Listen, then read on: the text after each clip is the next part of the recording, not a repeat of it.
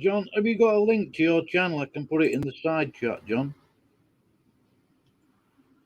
Yeah, sure. I'll post it in the description. Oh, I'll pin it. Yeah, I'll quickly get the channeling up. Yeah, so yeah, I'm just happy to finally be back on YouTube since the stupid hate speech strikes wore off.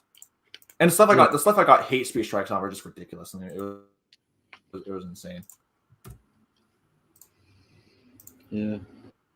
I mean, the thing is, the word hate speech is just basically lost all meaning. I mean, hate speech is anything that doesn't agree with something. Well, I think the hate speech is reporting what somebody else has said just to get the video downloaded. That's just cancel culture, isn't it? I mean, if somebody's making a fool by making threats. Yeah, I mean, that's all. Pretty much all that it is. Let everybody see it instead of hiding it. Yeah. You know. Yeah, exactly. Yeah. And plus, too, you know, I'm a free speech absolutist. Like, I believe in 100% free speech, no censorship. Yeah. But I've always said too that if I'm debating somebody or if I'm arguing with somebody I don't like, my answer to them is not to censor. Yeah. What was that? Yeah. But I don't think. But I was saying that, you know, my answer to someone who I disagree with is that I'd say that, you know, if was that. I don't know if Christians have a right to free speech. Go ahead.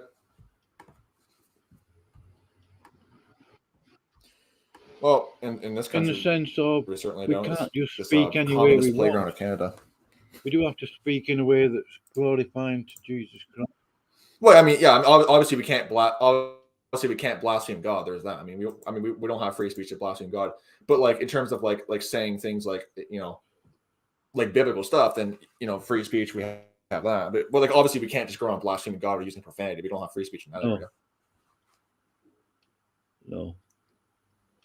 I'm just going to go into the. I mean, under the Old Testament law, there was a death penalty for those who blaspheme God. I mean, obviously, we're not that. Oh yeah, yeah.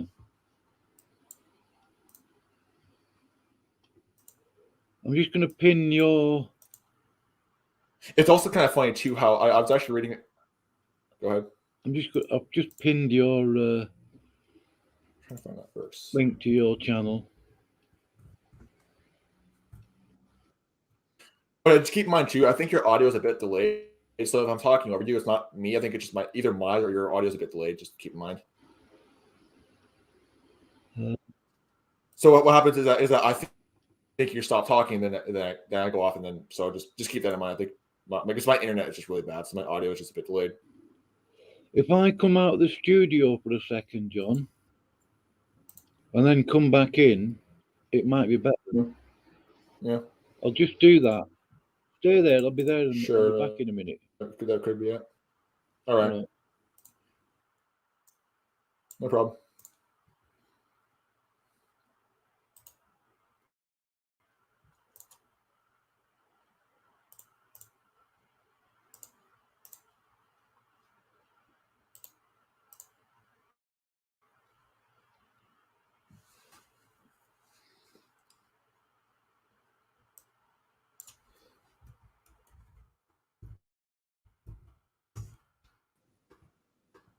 Is that any better, John? All right. Yeah, that's I just went completely out of the studio, refreshed it, and then. Because the problem on my end was that either mine or yours was cutting out. So yeah. Oh, yeah. So what happened was with the audio was that I think either mine or yours was a bit delayed. So what happened was that I would have thought you would stop talking, and I would say my piece, and then of course you still weren't finished talking. So it could either be bad internet on my part or just bad audio. I'm not sure, but just that was what was going on. I'm beginning to get suspicious that YouTube, Google, StreamYard do that on purpose to cause frustration and stress on people. Wouldn't be surprised. Well, I know it sounds a little bit paranoid. Very well be the case. We know what these people are like. I do. Yeah, I mean, we can get. I do still think we can call us conspiracy theorists, this and that, but hey, we know what they're like, and we know the kind of. Yeah, I mean, it is pretty amazing that I mean, like, I had a conversation with you and Jeff for 6 hours. Both of you are in Canada, and it didn't cost me a penny. Yeah, that's the amazing thing of the internet. Yeah. So yeah, but that's the thing too, is that it's like, are there any the Christians internet. being I've always said too. I think the internet. I do believe it was ultimately created to.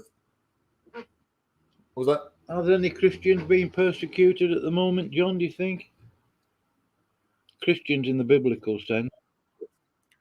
Not in terms of like government persecution, but there have been some cases where I mean, in terms of like beating down our houses and arresting us and that kind of stuff, and beating us in the streets, it's not been that bad. The worst we've ever experienced was maybe you get like a, charges filed against you for hate speech or something like that. There's one instance where these two Christian pastors, this is back in 2005, so it goes back a long way, where these two Christian pastors were actually arrested. Like, they were doing a radio show and they were actually arrested live on the radio show because they had said some stuff about homosexuality that was not politically correct.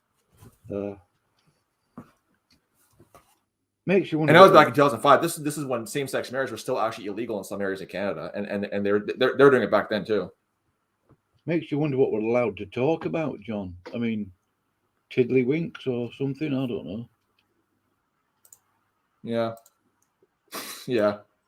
Well, the thing is too is that supposedly basically from what I've learned, apparently the freedom of speech in Canada, it basically protects you criticizing political ideologies, but you can't criticize. For example, I couldn't say things like, "Hey, Muslims are not they're not Christians. They worship a different God." That would be hate speech, for example. But like, I can criticize, say, "Hey, I think liberalism is detrimental to Canada." That's protected free speech. But it's for example, I can criticize Trudeau and that's free speech, but I can't criticize, for example, Islam or anything else, and that's that's the big difference there. Yeah, John, do you want to try? It's fun. Yeah, it's fun. John, go ahead. I'll still be here. Come out of the studio. Yeah. Refresh your StreamYard thingy. Yeah. And then do your microphone settings, and then come back in.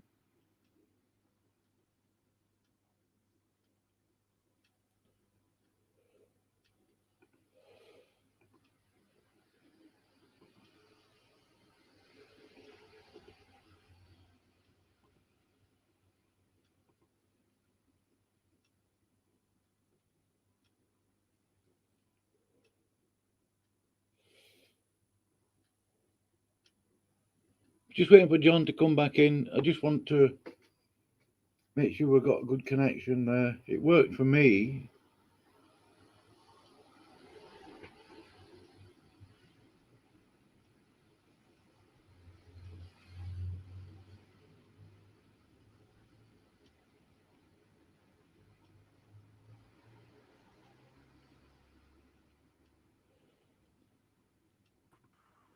There. All right, John. See if that works. Yeah, it seems better now. Yep. All right. I want to see if I can try to plug my Wi-Fi router into the computer. That might actually do some better stuff. I was going to, but I'm sick of all these leads and stuff. Why can't they just make everything Bluetooth?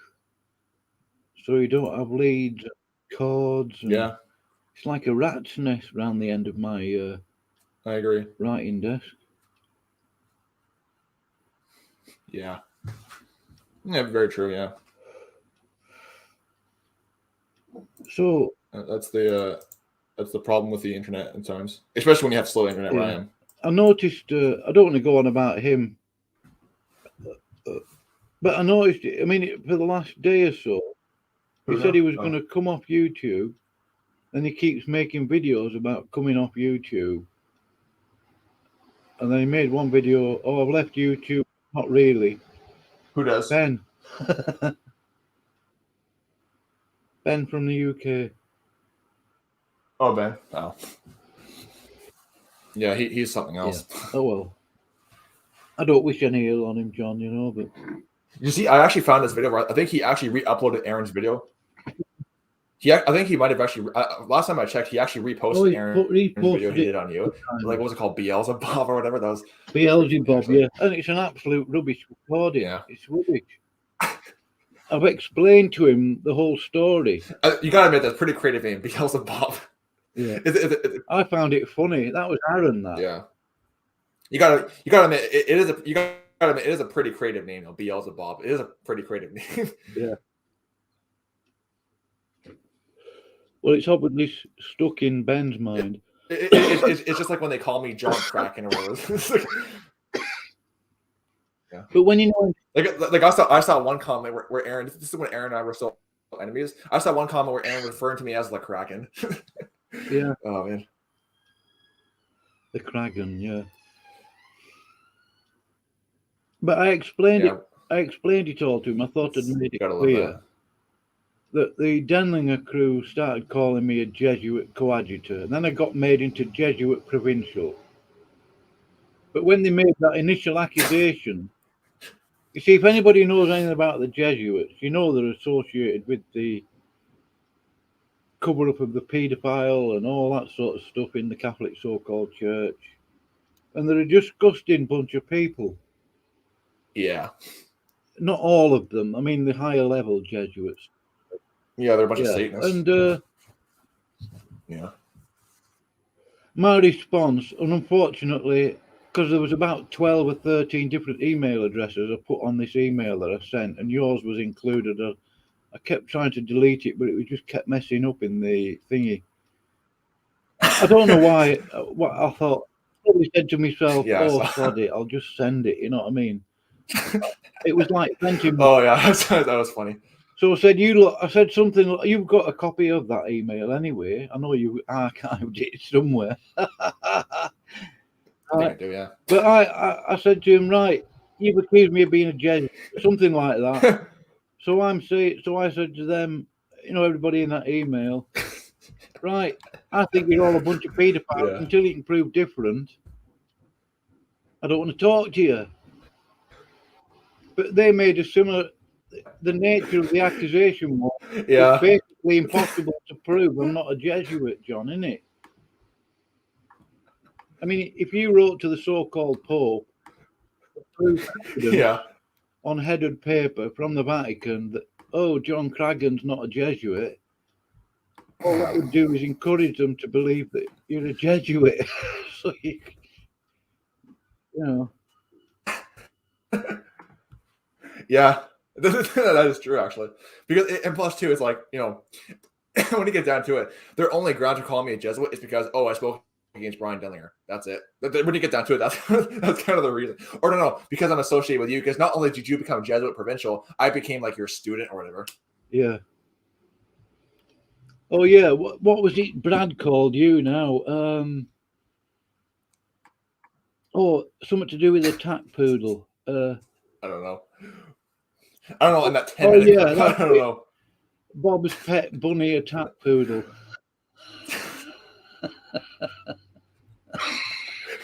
Yeah.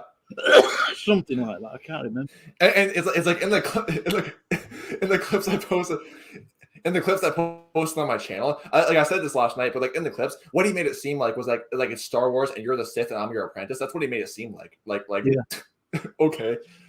When have I ever tried to tell you anything or what to do, John? I wouldn't do it. You know, I mean, I was just glad that day when you got a video done by Brian was plugging Jacob's book. I was watching it. I was streaming it. And then I got a notification, Aaron Deering, he was doing a hit piece on you.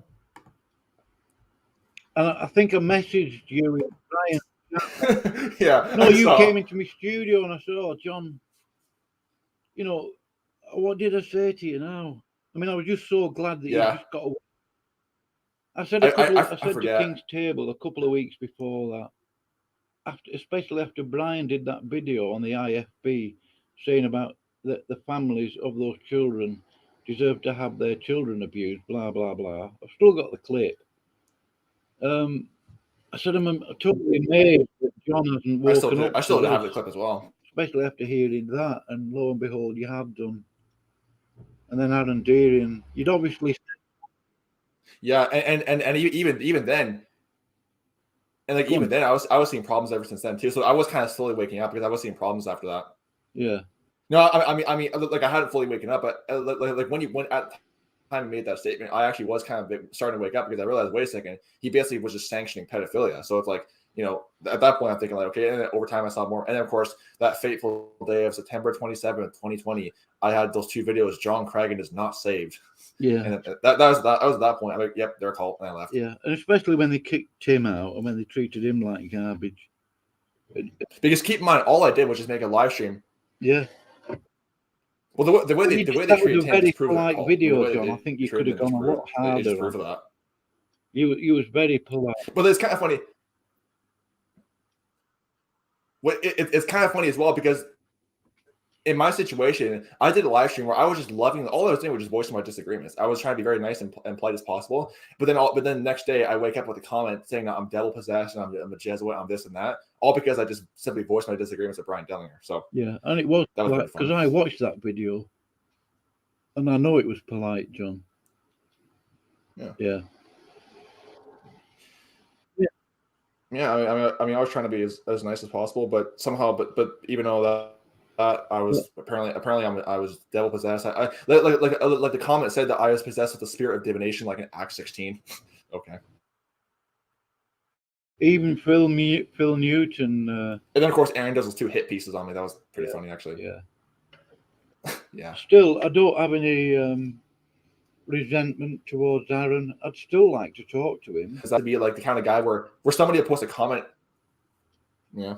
Well, he's an interesting character. I find it kind of funny too how back when I have like multiple screenshots of where somebody would post a comment disagreeing with Brian Dillinger, and he would just post Brian's salvation message in his response. Basically, anybody who disagrees with Brian was lost.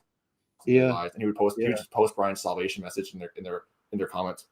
I do wonder if Matthew is on it because he knows all about what's gone on in Skype. He knows that certain people have been lied to about by certain people. Yeah. I'm surprised that he, even though he's got a lot of respect for Brian because Brian witnessed to Matthew and he got saved and this, that, and the other. I'm not despising that.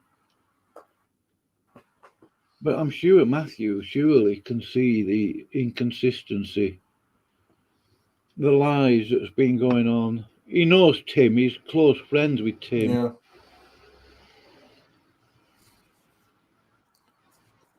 Yeah.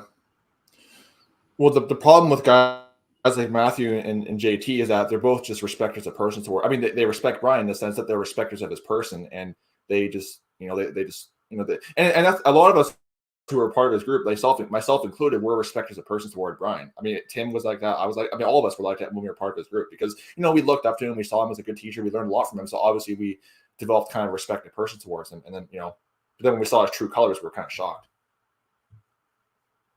Brian did some excellent videos. I mean, for example, that one time where I said King's Table. Remember that one time where? Yeah. Like there was that one time where I said that King's Table was saved, and then Brian, of course, does that video and I say King's Table was lost. That was actually just me being a respecter of person towards Brian. I'll openly admit to that. I wouldn't worry about it, John. Yeah. The problem is too is that when you have a preacher who does bring out a lot of truth, because that is true. Like Brian does preach a lot of sound biblical doctrine. You ultimately will naturally have a lot of respect for that person, but then it can develop into being a respecter of persons. So that's kind of the dangerous thing. Yeah, up to the point, I would say, especially now after 2 years of this, his ministry went pear-shaped. I would say the very day that he introduced his wife into the streams. And she obviously got him doing stuff. She made him look stupid. Yeah, the thing about his wife is... And then it went... Yeah. Yeah, his wife is a very interesting character. I mean, like, based on what I've seen about her, she's a very interesting character, to say the least. Yeah. I mean, me personally, I don't have a problem with Christian women being on videos. I just personally think that, like, if I was to get married and have a wife, if I were to bring her on a video of mine, I would probably like have it a bit more controlled environment to where I wouldn't just let her run her mouth all the time. I would probably like make sure I control what she says and make sure I control her this way. I wouldn't just let her run her mouth all the time. There was nothing wrong with him getting her. If I did have a wife and I brought her on one of my videos, he could have got her to start her own YouTube channel. He could have plugged it and just got all the women going over there. Yeah.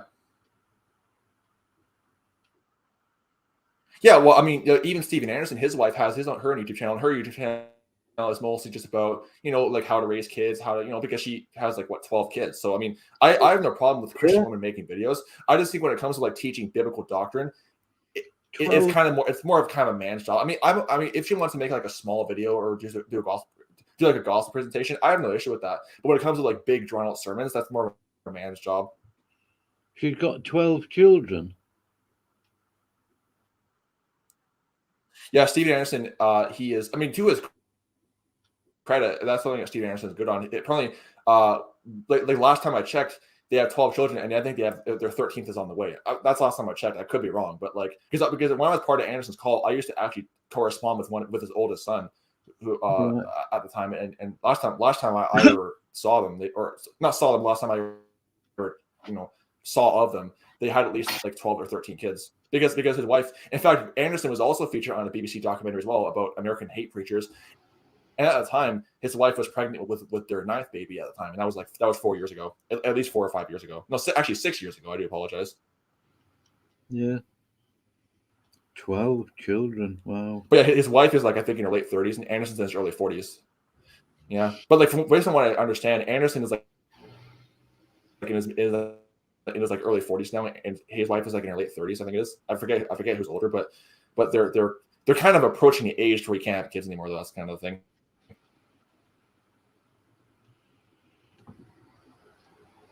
Hey, but I do appreciate big families. I think it's good to have a lot of kids. It's not a bad thing. Yeah, it's a lot of responsibility, isn't it? I mean, have you seen what do they call it? Yeah, I mean, yeah, but the good thing is too is that a lot of times they're older kids. I think they have 2 older sons and 1 older daughter. They'll often help raise the kids too because they're kind of at the age where they can kind of take care of themselves. So they'll often help too. Yeah. Like what's that one family called? I forget. Like what are they called? They have like 19 kids or whatever. Like I forget TV show or whatever. Oh, I can never remember their names. What was it? But they had like 19 kids, and like I saw some clips of their reality TV show, and I can never remember their names. But yeah, I mean 19 kids, and then but what happened often times that the older children would help raising up the younger kids because hey, there's no way 2 parents can raise 19 kids. It's just not humanly possible. Actually, let me Google. I want to find out. I forget what they're called. Let me just Google it real quick. I'm trying to find. I forget what they're called. But they were like really popular among the conservative crowd in America. What are they called? It's kind of sad today though. Like you think about it, back in like back 100, 200 years ago, it was normal to have a lot of kids, but now today it's so not normal that where you can have a reality TV show today. That's how unnatural it is now today. Consider it unnatural. To where you can now have a reality TV show just by having a lot of kids. That's kind of the sad thing about it, though.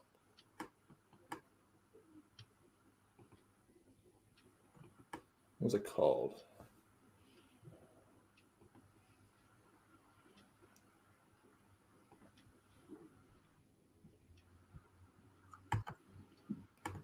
Yeah. I like my own reality. I want to have my own reality TV show. It'd be kind of fun. My own reality TV show. I'd like that. The Adventures and Life of John Craggan. That'd be funny. Yeah. The Craggan, you could call it. Yeah, I think I found it. I posted it. Yeah.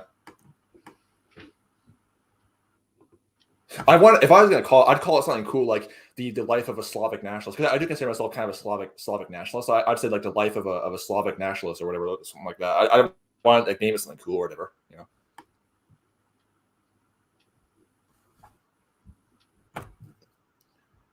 Yeah, I posted it in the I posted it in the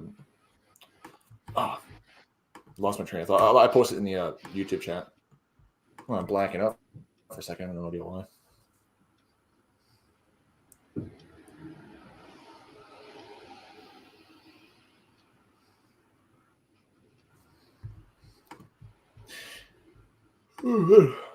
But yeah, I think it is kind of sad though that how it's so uncommon to have a lot of kids where you can now have reality TV show by just having a lot of kids because it's just kind of a phenomenon now. But back 100 years ago, everyone had that.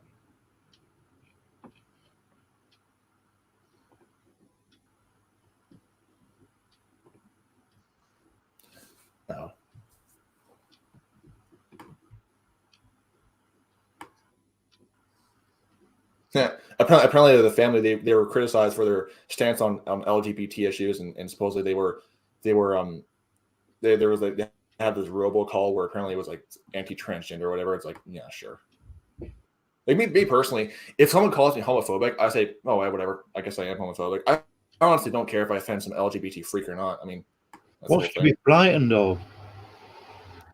Because here's the thing too is that, and here's the thing too is that, because I am a Slavic nationalist, I actually did some research into my own culture. Homosexuality is against Slavic culture too. Like you cannot be like historically like it's been against Slavic culture. So even if I was like still an atheist, I would still be against it just on the basis of it's against my culture to be with another dude in bed like that. So, and plus, like you look at places like Poland or Russia, I mean, it's like being like homosexuality is like very highly taboo in the Slavic European world.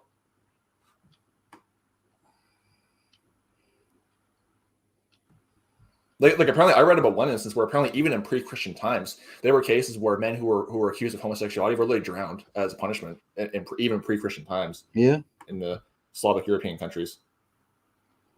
Like if a man was engaging in gay sex, they would take him out and just drown him as punishment, basically. And this is in pre-Christian times too.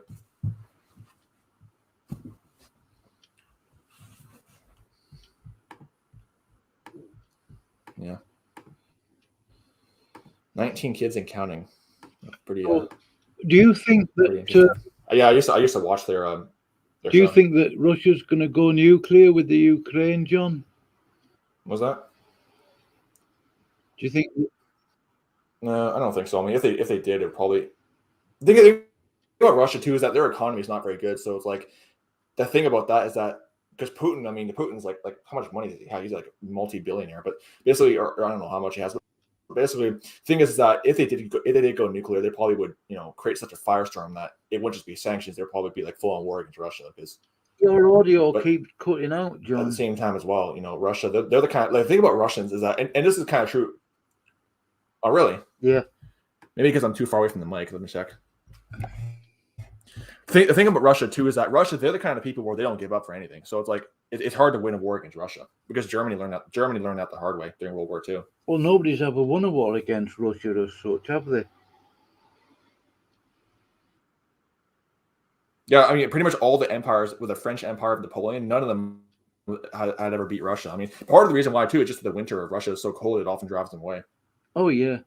Like I've actually heard a saying too that I've actually heard a saying that the reason why Russia wins all these wars is just the winter always comes to their aid, because like for example, when Napoleon invaded Russia, he had apparently the winter is so bad and they didn't have proper winter clothing that he actually lost like half his army just by frostbite and hypothermia, because they just couldn't handle. And then the Germans too, when they went to Russia, they actually had to halt the invasion because it got so cold one time where the tank engines just couldn't run, the guns couldn't fire, so they had to actually halt the invasion of Moscow because they had to just defrost all their equipment because it was so cold. So like Russia, like the Russian winter has always been kind of their main defense against an invading army. That's why every world empire was never able to defeat Russia, just because the winters are so brutal. I think they started their invasion at the wrong time of year. They should actually have started it during winter, so that at the end of winter they would have been far enough in to get there.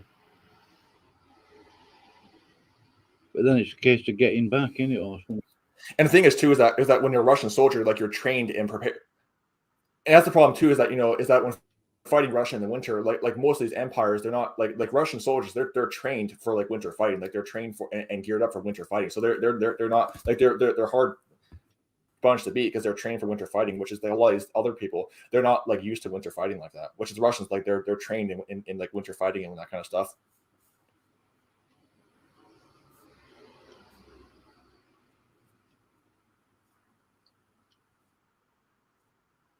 I'm like, for example, I remember one time my parents, this is before I was even born, they actually went to Russia and they were saying it was so cold. They had like 3 coats on and all this other stuff. I mean, it was ridiculously cold. Like they were saying it got so cold that like their car engines were not running constantly. I mean, like the Russian winters, they're very brutal.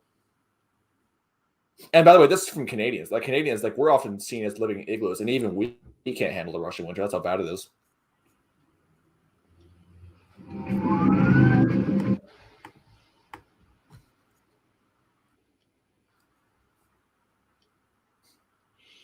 I don't know if we should play that video on this stream, John. It's an hour long anyway, so.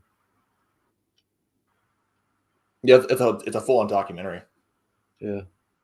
Yeah, it's a full on documentary. So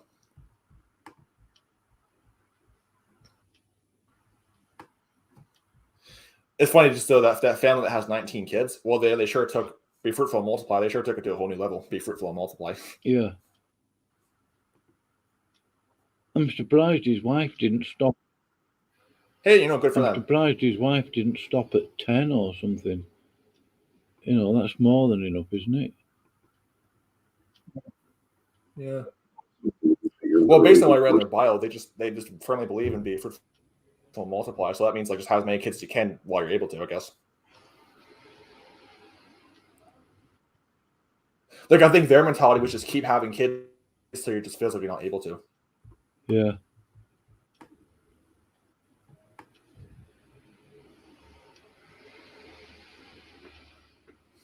Which is kind of funny too, because when you have that many kids, they have to have this they live in this huge house. Because when you have like 19 kids, like you're gonna need a big house.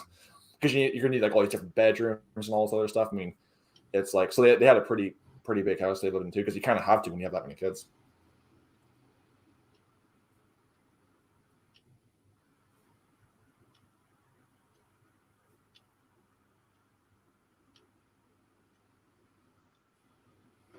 Wow. Oh.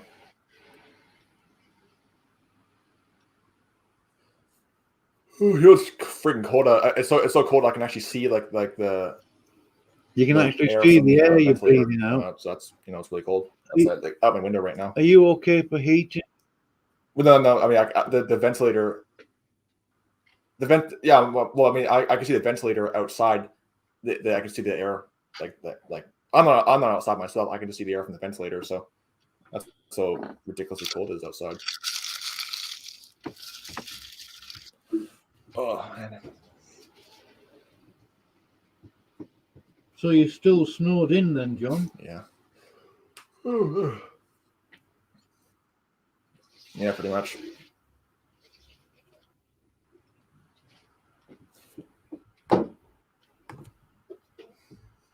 Yeah, I'm still pretty much snowed in. I mean, oh,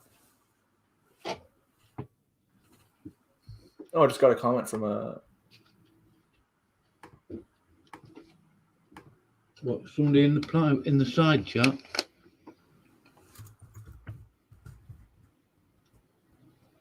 outside. Someone who just left a comment. I just quickly responded to them. Oh, on your channel?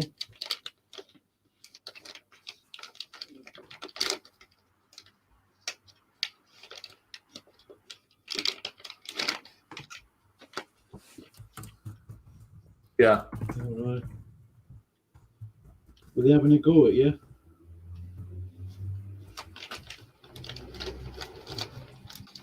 No, it was actually someone who just was leaving some some constructive criticism, which I do appreciate that. I just responded to him saying, "Hey, thanks for the criticism."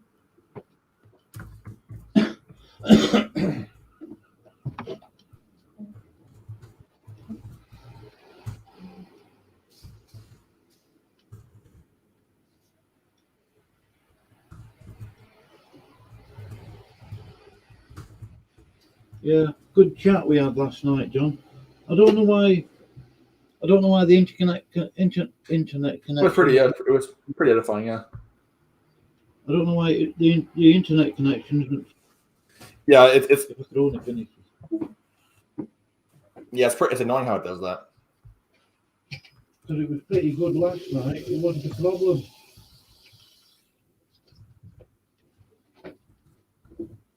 Yeah. Yeah, it was good last night. I don't know what the problem is now. Yeah.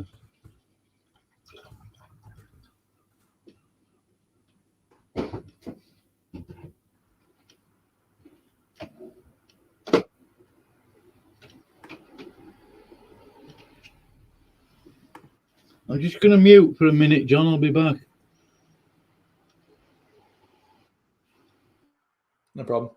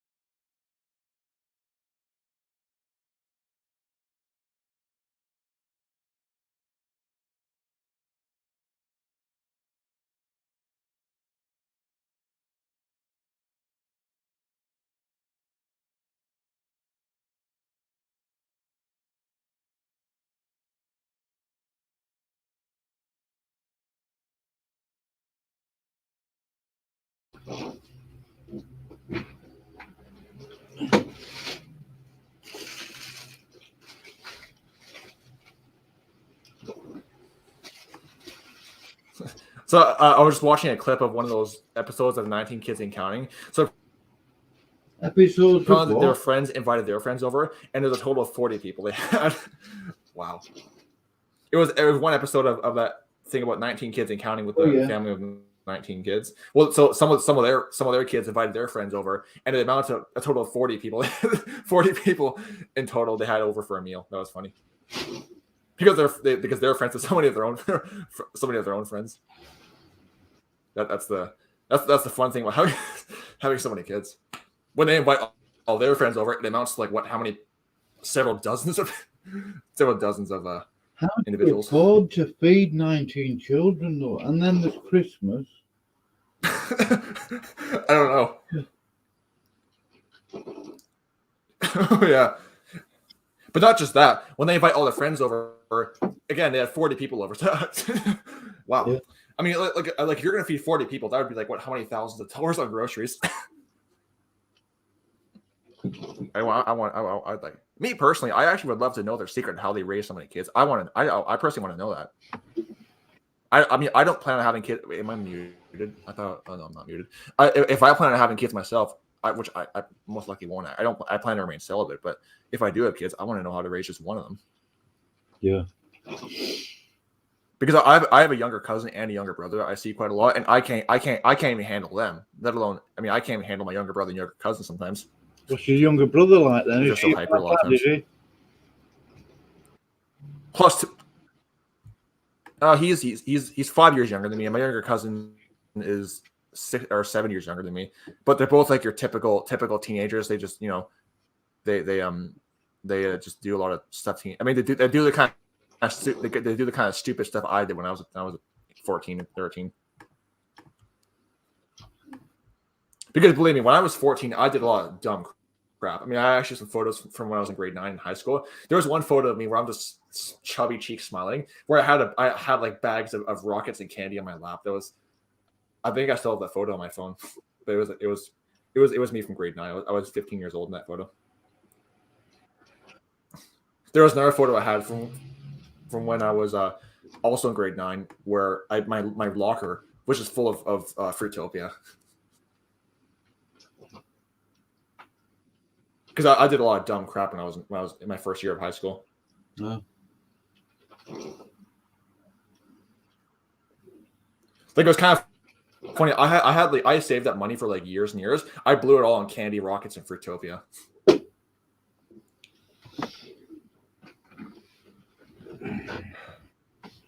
Yeah. Me personally, I mean, I think it's just regular for teenagers to do that kind of dumb stuff. But like me, I took it to a whole. I mean, when I was a teenager, I did like illegal things that I didn't even know were illegal, but I still did them. Like I broke laws that I didn't even know were even laws.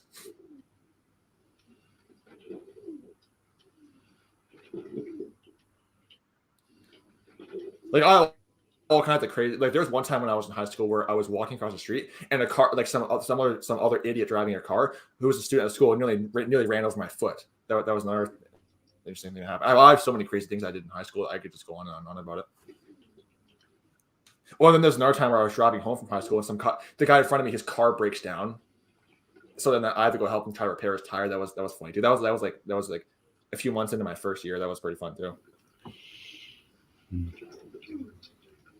You gotta love that. Oh, then there's another time too where I went to Walmart and I bought a bunch of rockets, and then the security guard at Walmart thought I was stealing, and I had to fish through the garbage to get my receipt because I threw it out.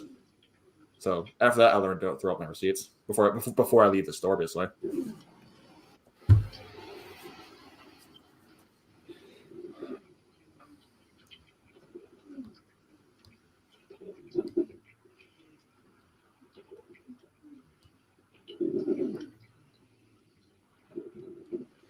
Yeah. Yeah, the 14-year-old John Cragin was basically an idiot. That's what he was. Oh. That noise you can hear there, John, it's me coffee maker. Yeah. Oh, okay. No problem. No problem. Yeah, it'd be great if we could get you. You know what's kind of funny? I've said this. I'm.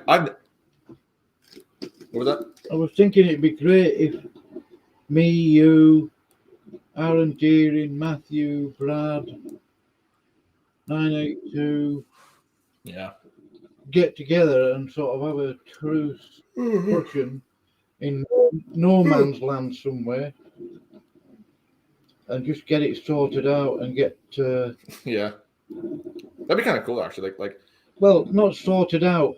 What am I thinking of? You know, because lies have been told about us, John, and it's not right. I mean, we should grin and bear it, as Scripture says. Yeah, and there needs to be some repenting done of that too, basically. Yeah, but yeah. I mean, here's the thing: like if I falsely accuse somebody, I want them to tell me so that I can repent. You know what I mean? I mean, like there are times where I falsely accuse somebody, and then they told me, and I said, "Oh, yeah, I'm sorry, I didn't realize that. I repented that." You know? Yeah. Or for example, if I hurt somebody, if I wrong somebody, hey, just tell me how I wronged you, and I'll apologize and try to make it right. You know what I mean? But they can't even do that, even when. Like, there was one time, where this I used to hang out with.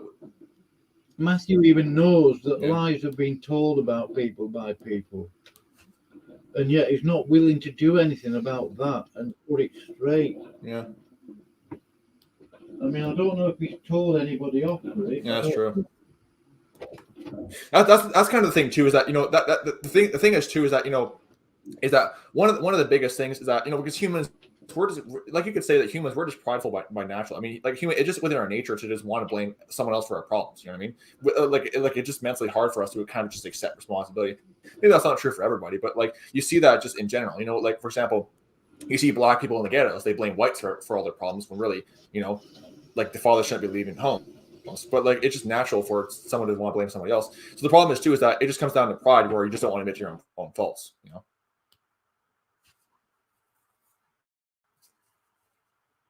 It's just our human nature. You always want to find somebody else to blame, or you want to try to shift the blame away from yourself if you do something wrong. I mean, I've been guilty of that quite a lot too. It's never pleasant, John. I mean, I think every human being has ever existed. I think every human being ever existed at some point of their lives try to blame somebody else for their problems. I mean, at least some point, because it's within our nature. Well, it's never pleasant to have to admit that you're wrong. If you've been wrong, and then to apologise, repent. But it's the only thing. Yeah, well, because it just kind of hurts. It's the only thing to do if you want to grow in life. Because you can't lie against the truth. It doesn't help. Yeah, and you definitely can't lie against the Holy Ghost too. I mean, when Ananias did that with Satan, when Satan caused Ananias to lie against the Holy Ghost in Acts 5, well, look what happened to him.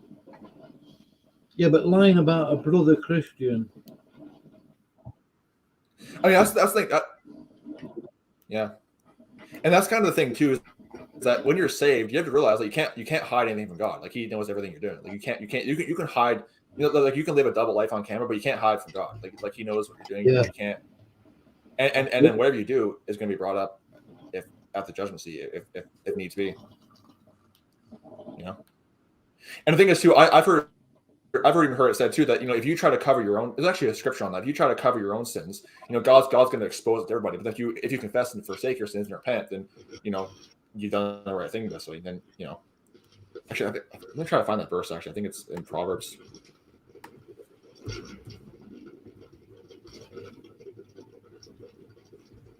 Is it, or is it not Proverbs? What is it? It was, here it is. It's Proverbs chapter 28, verse 13. It says, "He that covereth his sins shall not prosper, but whoso confesseth and forsaketh them shall have mercy." So it's that simple. When you try to cover your own sin, try to cover it up, like the Catholics trying to cover up the sex abuse. I guess like God will blow the lid off that. But if you confess and repent, guess what? You've done the right thing, and God's not going to, But it's for their benefit, and the person who's been lied about, they can at least have a basic amount of respect for the other guy. Yeah. Do you know what I mean? I mean, I've said some unfortunate things. Yeah. I do get angry. It does take a bit of doing to get me angry. I mean, I haven't. Yeah. Well, hey, too. Like there are times too where like for example, my pride might get hurt, and I'll say something very nasty, and then later I just regret it because hey, because it's just our flesh. It's just our flesh that causes us to do that. Really, when you get down to it. Yeah, But it's a way of it just causes us making to just not want to just making their own faults. yourself feel better at the time, isn't it? So something like that. Yeah. But then of course, I found whenever I do it, I feel better temporarily, but then after a while like what happens to me whenever I do it is that, and I've been guilty of this occasion too, where I'll do it and I'll feel better for like a few minutes, and after a while I just feel a lot of guilt after that. The problem is, I mean, I've learned this over the years, because there's even saying, I know it's kind of worldly. I've learned this over years that people who get saved, Christians, brothers and sisters, none of them are perfect or were perfect or are perfect when they got saved.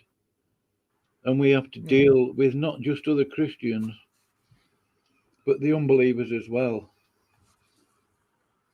And sometimes Christians behave like unbelievers. And the thing is too, is that we can't expect unbelievers to try to adhere to our No. Yeah, and the problem is too is that when you're dealing with unbelievers, like you can't expect unbelievers to adhere to like biblical morality. That's the thing too. Like for example, if I go to work and I can't expect them to do that. So if I hear someone cussing, using profanity, I could, like if I see that, I'll say, hey, can you not say that around me? But really, if they say, well, I'm gonna keep doing it regardless, I can't really do much at that point because I can't expect them to adhere to my values. No. Why should they? Because that's kind of the thing that makes Christianity distinct from things like Islam or Catholicism, is that Christian morality, it only applies to Christians. Like we don't try to force that on if you understand the scripture. I mean, there's some that try to do that, but if you understand scripture, you know that we're not supposed to enforce it on non-believers. But with Islam or Catholicism, like their standards of morality apply to everybody who lives under that system of governance, regardless if you're Muslim or Catholic or not. Basically, that's kind of the big difference.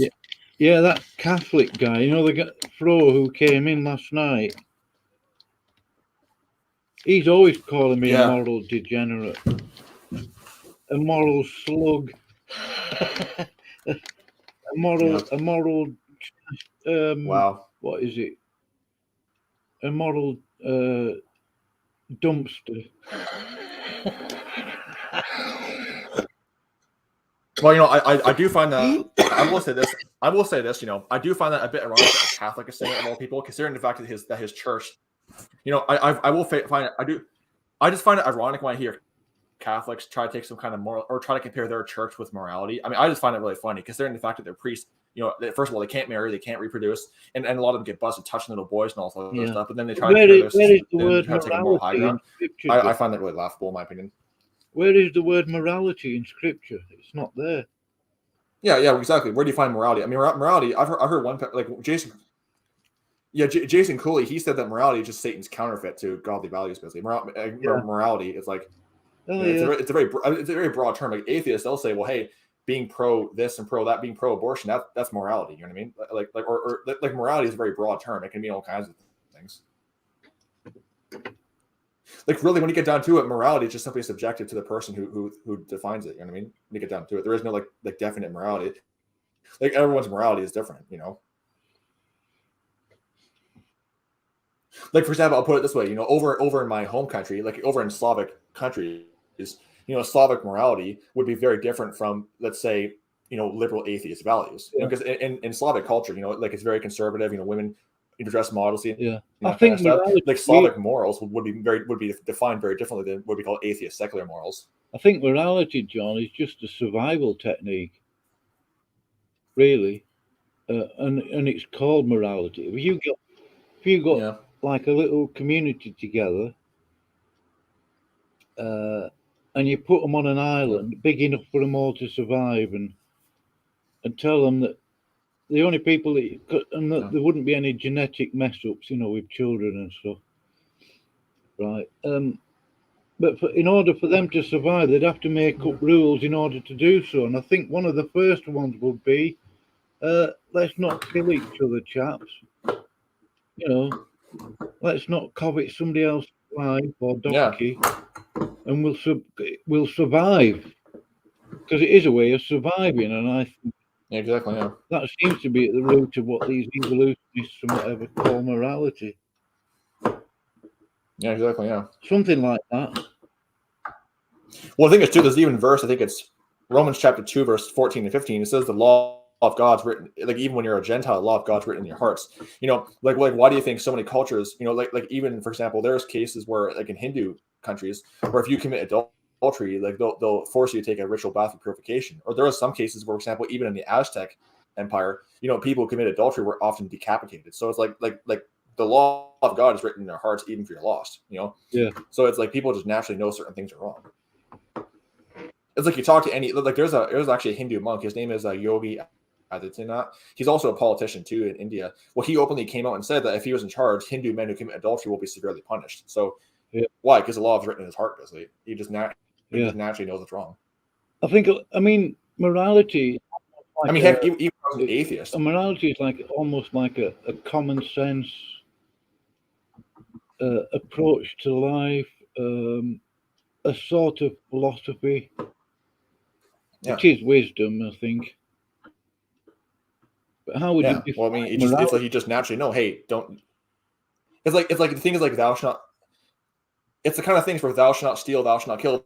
Those are just natural things to do. Thou shalt not steal, thou shalt not kill. It's just natural. You just know not to do that. Yeah.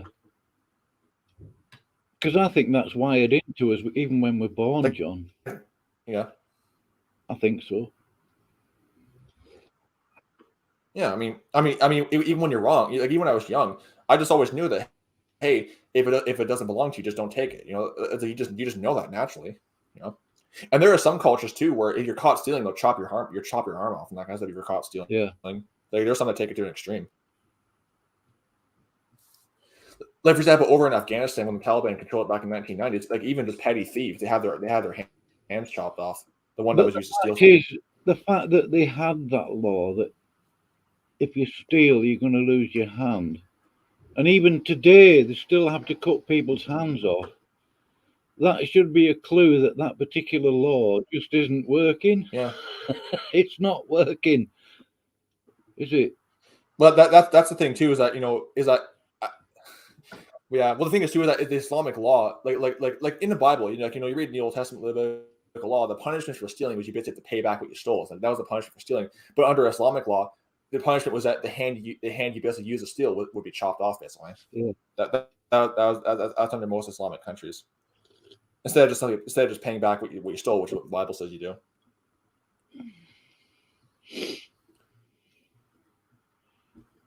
I just think it's pretty creative though. So the hand that you use to steal will be chopped off, so you can't use the hand, but you can still use the other hand to steal stuff.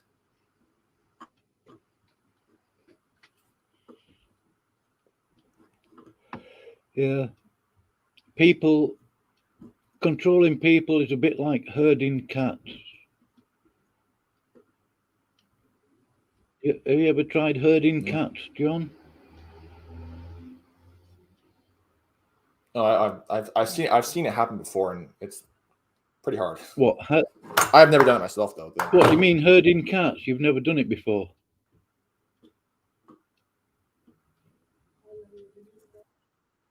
Herding cats or cattle? What do you mean? Oh, I've seen it happen, but I've never done it myself though. I've just seen it happen.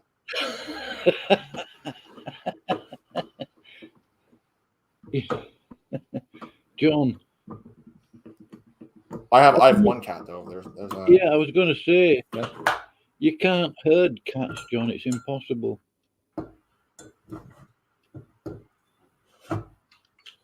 What are you doing there? Well, the problem with cats too is that they're not like dogs. I was just moving the screwdriver out of the way. The problem with cats too is that, unlike dogs, cats are not like, they won't listen to you. Cats just do their own thing. Like dogs, like you can train a dog to actually obey you, but with a cat, they just do their own thing. And when they want you, they'll come to you.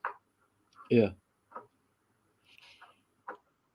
Like the thing is, my cat's name is Boa, and but he won't respond to his name. I mean, like in his mind, when he needs me, he'll just come to me and start meowing. But like he just has a mind of his own. That's the thing about cats, is that they just do their own thing. Which dogs, they actually will that you can train them to obey you. How long have you had Boa now, John? Had him for about roughly 2 years now, actually. Yeah. Roughly 2 years. I might get a cat, one that looks at me. How we got him was that Yeah. I'd like to get a cat, one that looks at me like I'm stupid. Because most cats look at you like that anyway, don't they? Yeah. Well, my cat is doing that to me right now. Actually, I'm not even joking. Is your cat looking at you like you're stupid? There was actually John? This is one funny story. There was one time where there was one time where he's looking at me like, oh yeah, but, well, I guess you could call it that. But there was actually one funny time where I actually was laying down, and then you know what happened is that I felt something stroking my head. I'm thinking, what is that? And it was the cat licking my hair. Oh yeah. So then I realized that. So I lift my head up. He actually puts his paw on my head and pushes my head back down. Yeah, I'm joking. So so when I try to lift my head up, he puts his paw on my head and pushes my head back down and keeps licking my head. So yeah, that was funny. And then I googled it why, and apparently when cats do that, it's mostly because they're trying to clean you. Apparently, so apparently because he cares about you. Reason, so he felt the need to clean me. He cares about you. That is true. Yeah, I just think it was kind of cute that when I tried to lift my head up, he puts his paw on my head and pushes my head back down. That was pretty cute actually when he did that.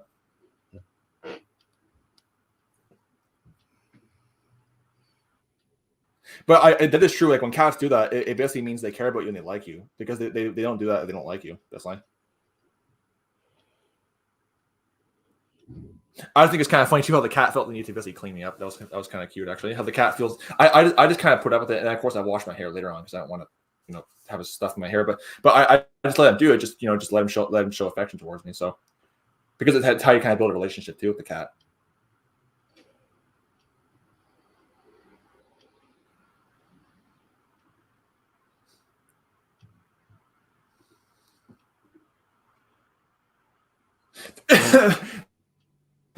there was one funny time as well where I was sleeping and I woke up and the cat is like sitting on my chest just staring at me. Yeah. Yeah. Yeah. So I wake up and all I see is these two big eyes just staring at me. I'm like, whoa, I should get shocked for a second. And then it's just the cat. He's like sitting on my chest just staring at me as I wake up. Yeah. Like and facing towards me too, by the way.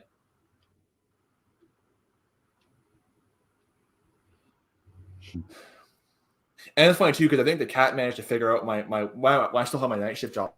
The cat at one point managed to actually figure out my routine. So he actually figured out approximately when I arrive home. So he'll be waiting by the door when I get home because he wasn't doing that beforehand. But I think eventually he just figured out my routine. And then now every time at that approximate time, he would just wait by the door and then he would always be there. Yeah. They have a... Because I actually read that cats can be pretty intelligent. I mean, they can learn things. They can be pretty intelligent. Oh yeah. Yeah, they're not daft. Have you learned any survival? Yeah, and I found that they can like, yeah.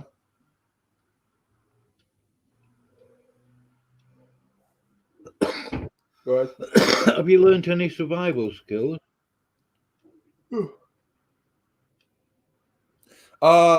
Not much. I mean, basically, if I ever got into a situation, my biggest advantage would just be my brute physical strength. I mean, because I managed to build that up just by doing by all my years of doing physical labor, plus going to the gym as well. So it would just be my brute. So like if I, for example, had to go, let's just say I was walking down the street and I got jumped by a bunch of thugs, my main advantage would just be my brute physical strength. Really.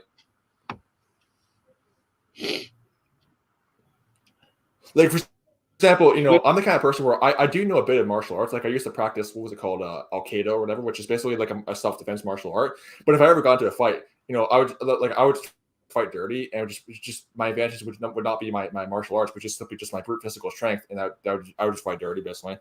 If I ever was in a situation like that. Yeah.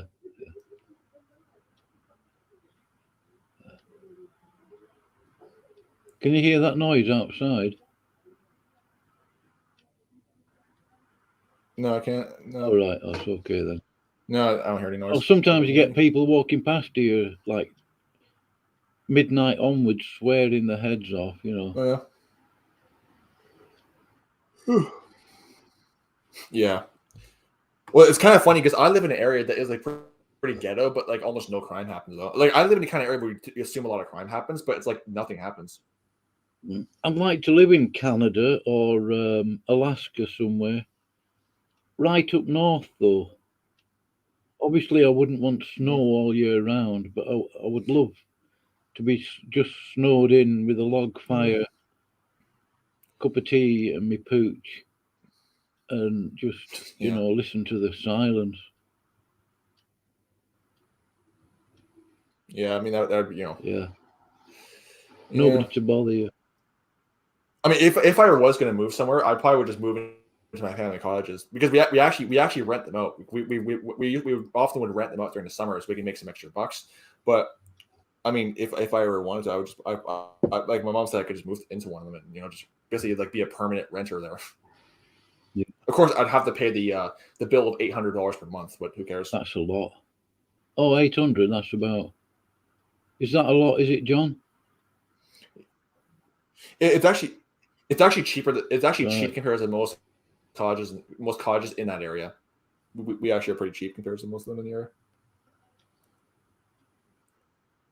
Plus, too, it's by the biggest freshwater beach in all of North America. So there's that advantage. Like it's literally like right across the street from the biggest freshwater beach in North America. Yeah. Oh, that's the what do they call that place up in Canada? There's a lot of islands in that bit, isn't there? It's a Sable Beach. It's at Sable Beach, and like of course before I had my night shift job, I would obviously go up there during my summer holidays. But it's kind of funny. This like last summer was probably the first summer I never spent up there because because that was when I began my job. So it was kind of funny because because it was kind of funny. Like it never occurred to me that once you're done school, you don't get summer vacations anymore. You don't get 2 months off during summer. It never occurred to me that. So I'm like, oh, so when my family's going to go to the cottage, I'm like, hey, wait, let me pack to you. Like, wait, you have work. I'm like, oh yeah, I forgot. I don't have summer vacation. I'm done school. Yeah. So of course they left me behind, but oh well. And of course, it was too early for me to request time off too, because I think I had to be there for at least 3 months before I was eligible to like request for a holiday time off, like paid time off too, obviously. Yeah. Yeah, because how Walmart works is that I think like there's when you first are working at Walmart, there's a 3-month probationary period to where essentially they're just trying you out. It's like you're still hired and they're still paying you, but they're just trying you out, or they're seeing if they want to keep you on. And then after that 3 months, I didn't realize full on employee, you get all the benefits and everything else. But like, from what I understand, I didn't realize they had Walmart in Canada. I thought it was all what's that Canadian trading company, the biggest one over there now. I thought it was all Canadian stuff, but obviously you've got Walmart. I think Walmart actually was started in Canada, if I'm not mistaken. Right. Oh, was it? I could be wrong, but I think Walmart actually was started in Canada. Actually, no, never mind. It was started. No, I was thinking of something else. Because I used to do co-op. So basically in Ontario high schools, Ontario, Canada, high schools require you to have require you to have do a co-op courses to basically I think pass. So I used co-op is basically where like it's like you're working for a company but you're there as a student. So basically I did co-op at Shoppers Drug Mart, and that was the company I was thinking of because they were founded in Canada.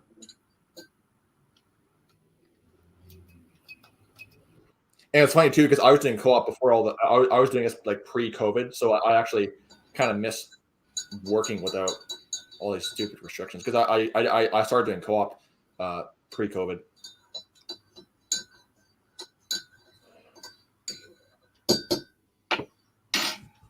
Yeah, try not to mention that subject on here, John. Hang on, I'm just gonna mute myself. I'm gonna get some breakfast. I haven't had any yet. I'm just gonna mute myself real quick. I'll be back in maybe 10 minutes. I'll be back in maybe 10 minutes or whatever. Just haven't had any breakfast yet. Okay, John. 1 sec. Yeah, I'll be back maybe 10, maybe 5 or not 10, 15 yeah, minutes. don't rush your breakfast. I'll be okay. I'll be still here. What was that? I'll still be here, John. Oh yeah. The funny thing is that whenever I wake up, I always have like no appetite till hours and so.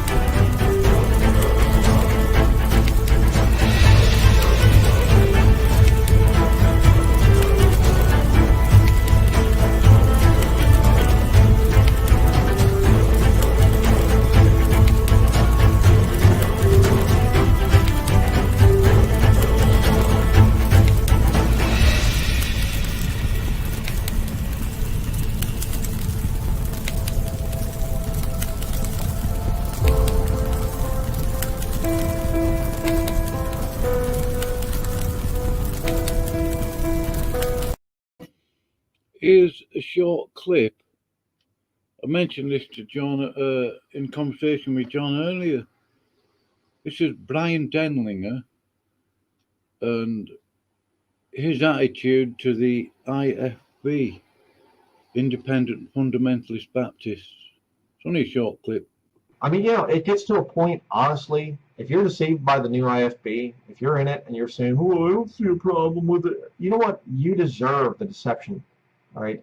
You deserve to have problems. You deserve to have your children preyed upon. You deserve to have your children preyed upon. You deserve to have your children preyed upon. You deserve to have your children preyed upon. You deserve to have your children preyed upon.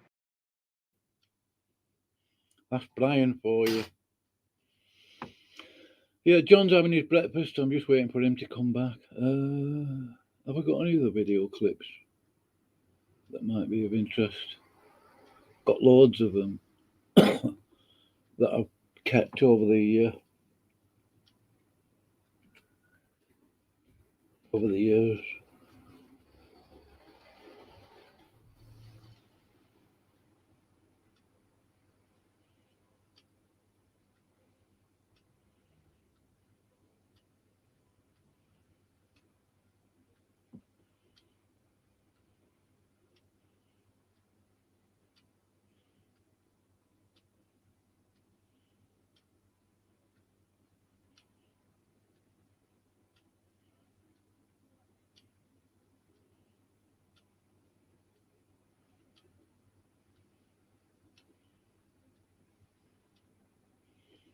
Yeah, they're too long to put on. I might upload all of these. Maybe not.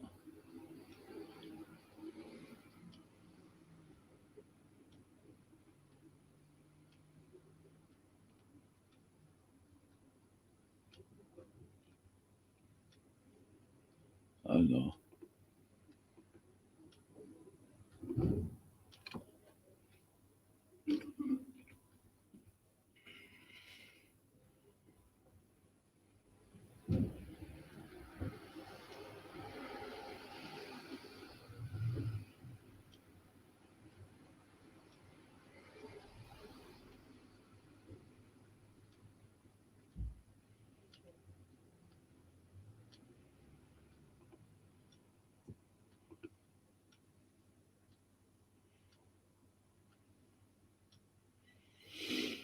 You meet some, well, you don't meet them, but you come across some characters on YouTube, don't you?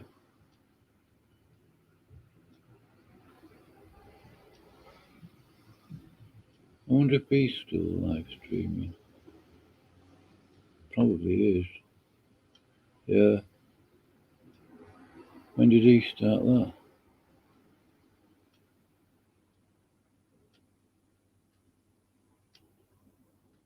Oh, he's been at it 2 hours.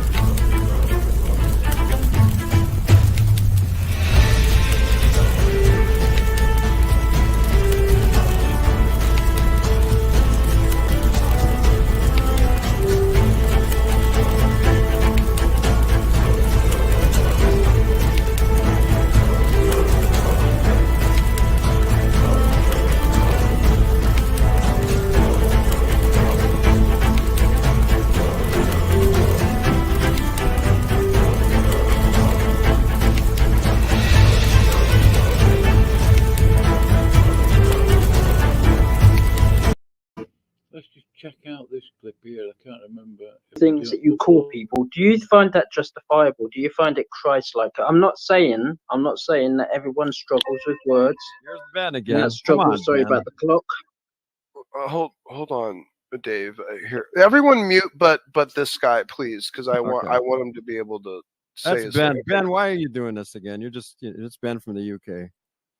Oh, you know him, Dave? Oh, you know him? Oh, yeah, I didn't know. Here. He goes up and down. Ben likes to. He got kicked out of Diamond Dustification's room now, and now he's mad. And he comes in and out. He's sometimes your friend and sometimes your enemy. He wants to tell us how we're sinning, and he's not. And how how no, Dave, no. Come on, that's Ben, not it. Because no, let me explain. Because I know that each and every single one of us struggle in some type of area. I know I have.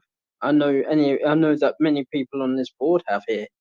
But what I don't find funny and what I don't find very clever is what Smokey and other people here tend to call people, coming out with words that not even Christ came out with, calling women whores, calling women slags, calling women bitches. Find me in scripture where Jesus Christ himself called any women of those names. You won't find that. Does it have to be Jesus, or could it be the prophets that did it? I'm talking about Jesus. Prophets? I'm talking about well, Jesus. Well, why? So prophets. only Jesus? So I can't use prophetic? Okay, I can't use prophetic. I guess I have to cut out the Old Testament. All right. Only the red letters. Show me where the prophets. Show me in what context. What context did the prophets use the word whore? Oh, sure. Here we go. Bible. Absolutely. Here we go. Let's go to Ezekiel. Let's go to Ezekiel. The Bible does say about the. Have you ever actually read the Bible? Have you ever actually read? Of course, I have. The Bible does say about the whoredoms, but it's in reference to Jerusalem and the cities and how they departed from God. You evidently You've didn't got it read backwards, the Torah. Jack. You didn't read the Torah. Go read Deuteronomy. He only reads the red letter Bible.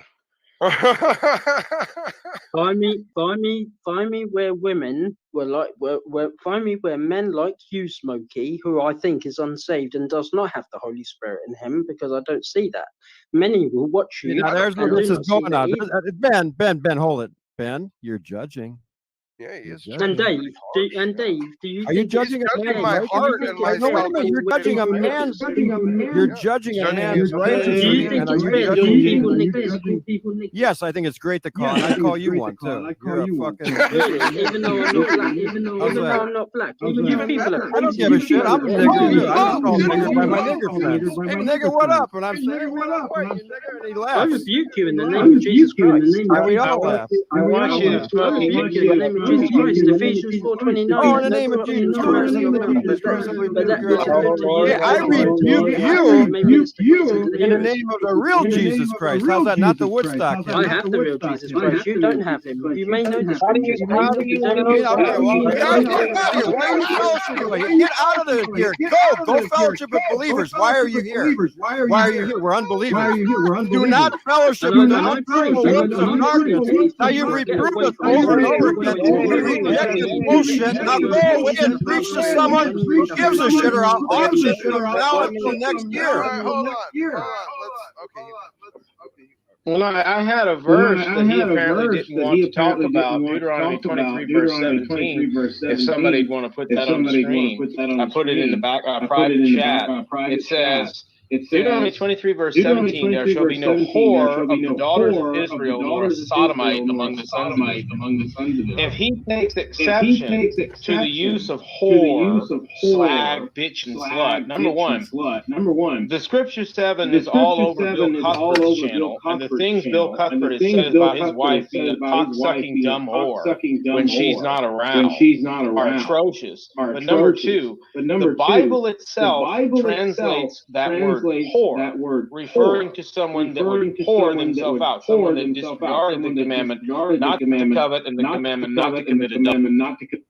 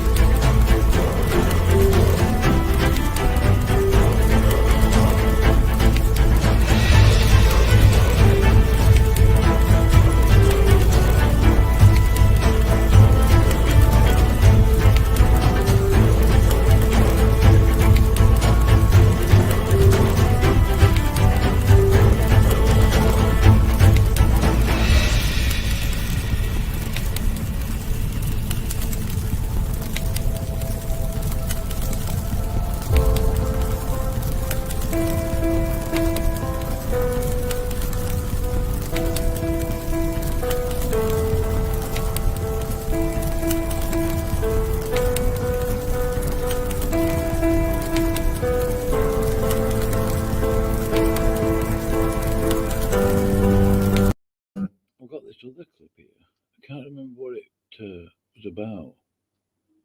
Just check it.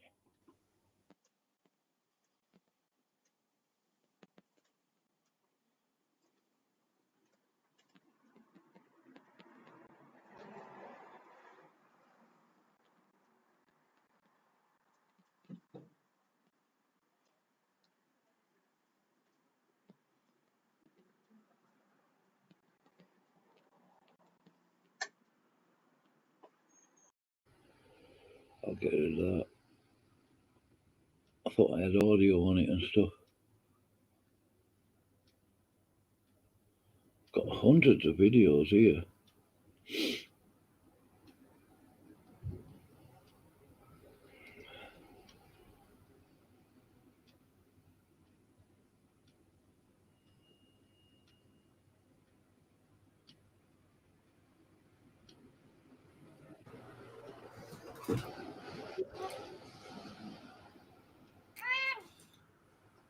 Oh, meow. Meow.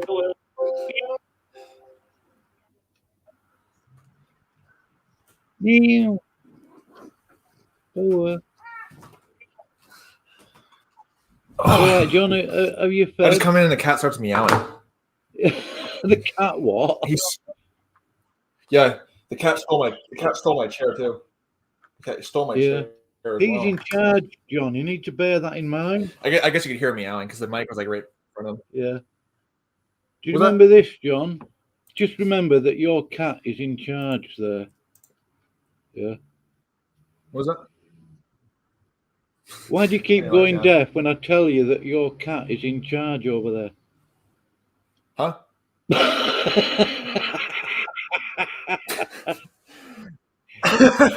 Okay, let me repeat the question. Why do you? Oh yeah. Well, you got a good point. Yeah. Yeah. Why do you keep going deaf when I tell you that your cat is in charge? Right. Do you remember this, John? Brian Denlinger on Babies in the Womb. The big things that are coming up with this conspiracy is my stands against rock music and my stands against video games. And these brethren are saying, I'll say it this way, that these guys are saying it's a liberty issue. Doesn't matter. It's not a liberty issue. It's not a liberty issue. And I am speaking. I have to become a fool in glory. I'm speaking from experience. I know how bad those things are and how they mess you up. I know. I spent years doing both. I come from a family that my oldest brother was a Christian rock guy, had a band. We went to his concerts. I saw what that music did to his children when they were in the womb, and his wife was at the concerts and everything.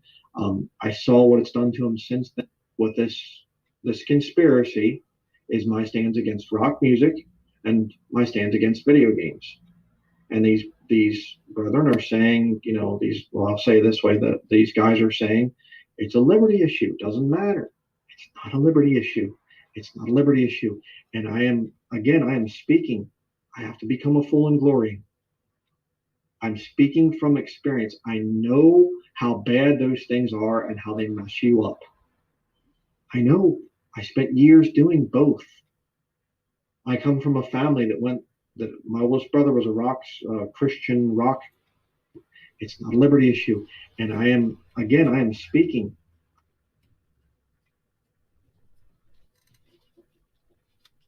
You go to. Do you hear that, John?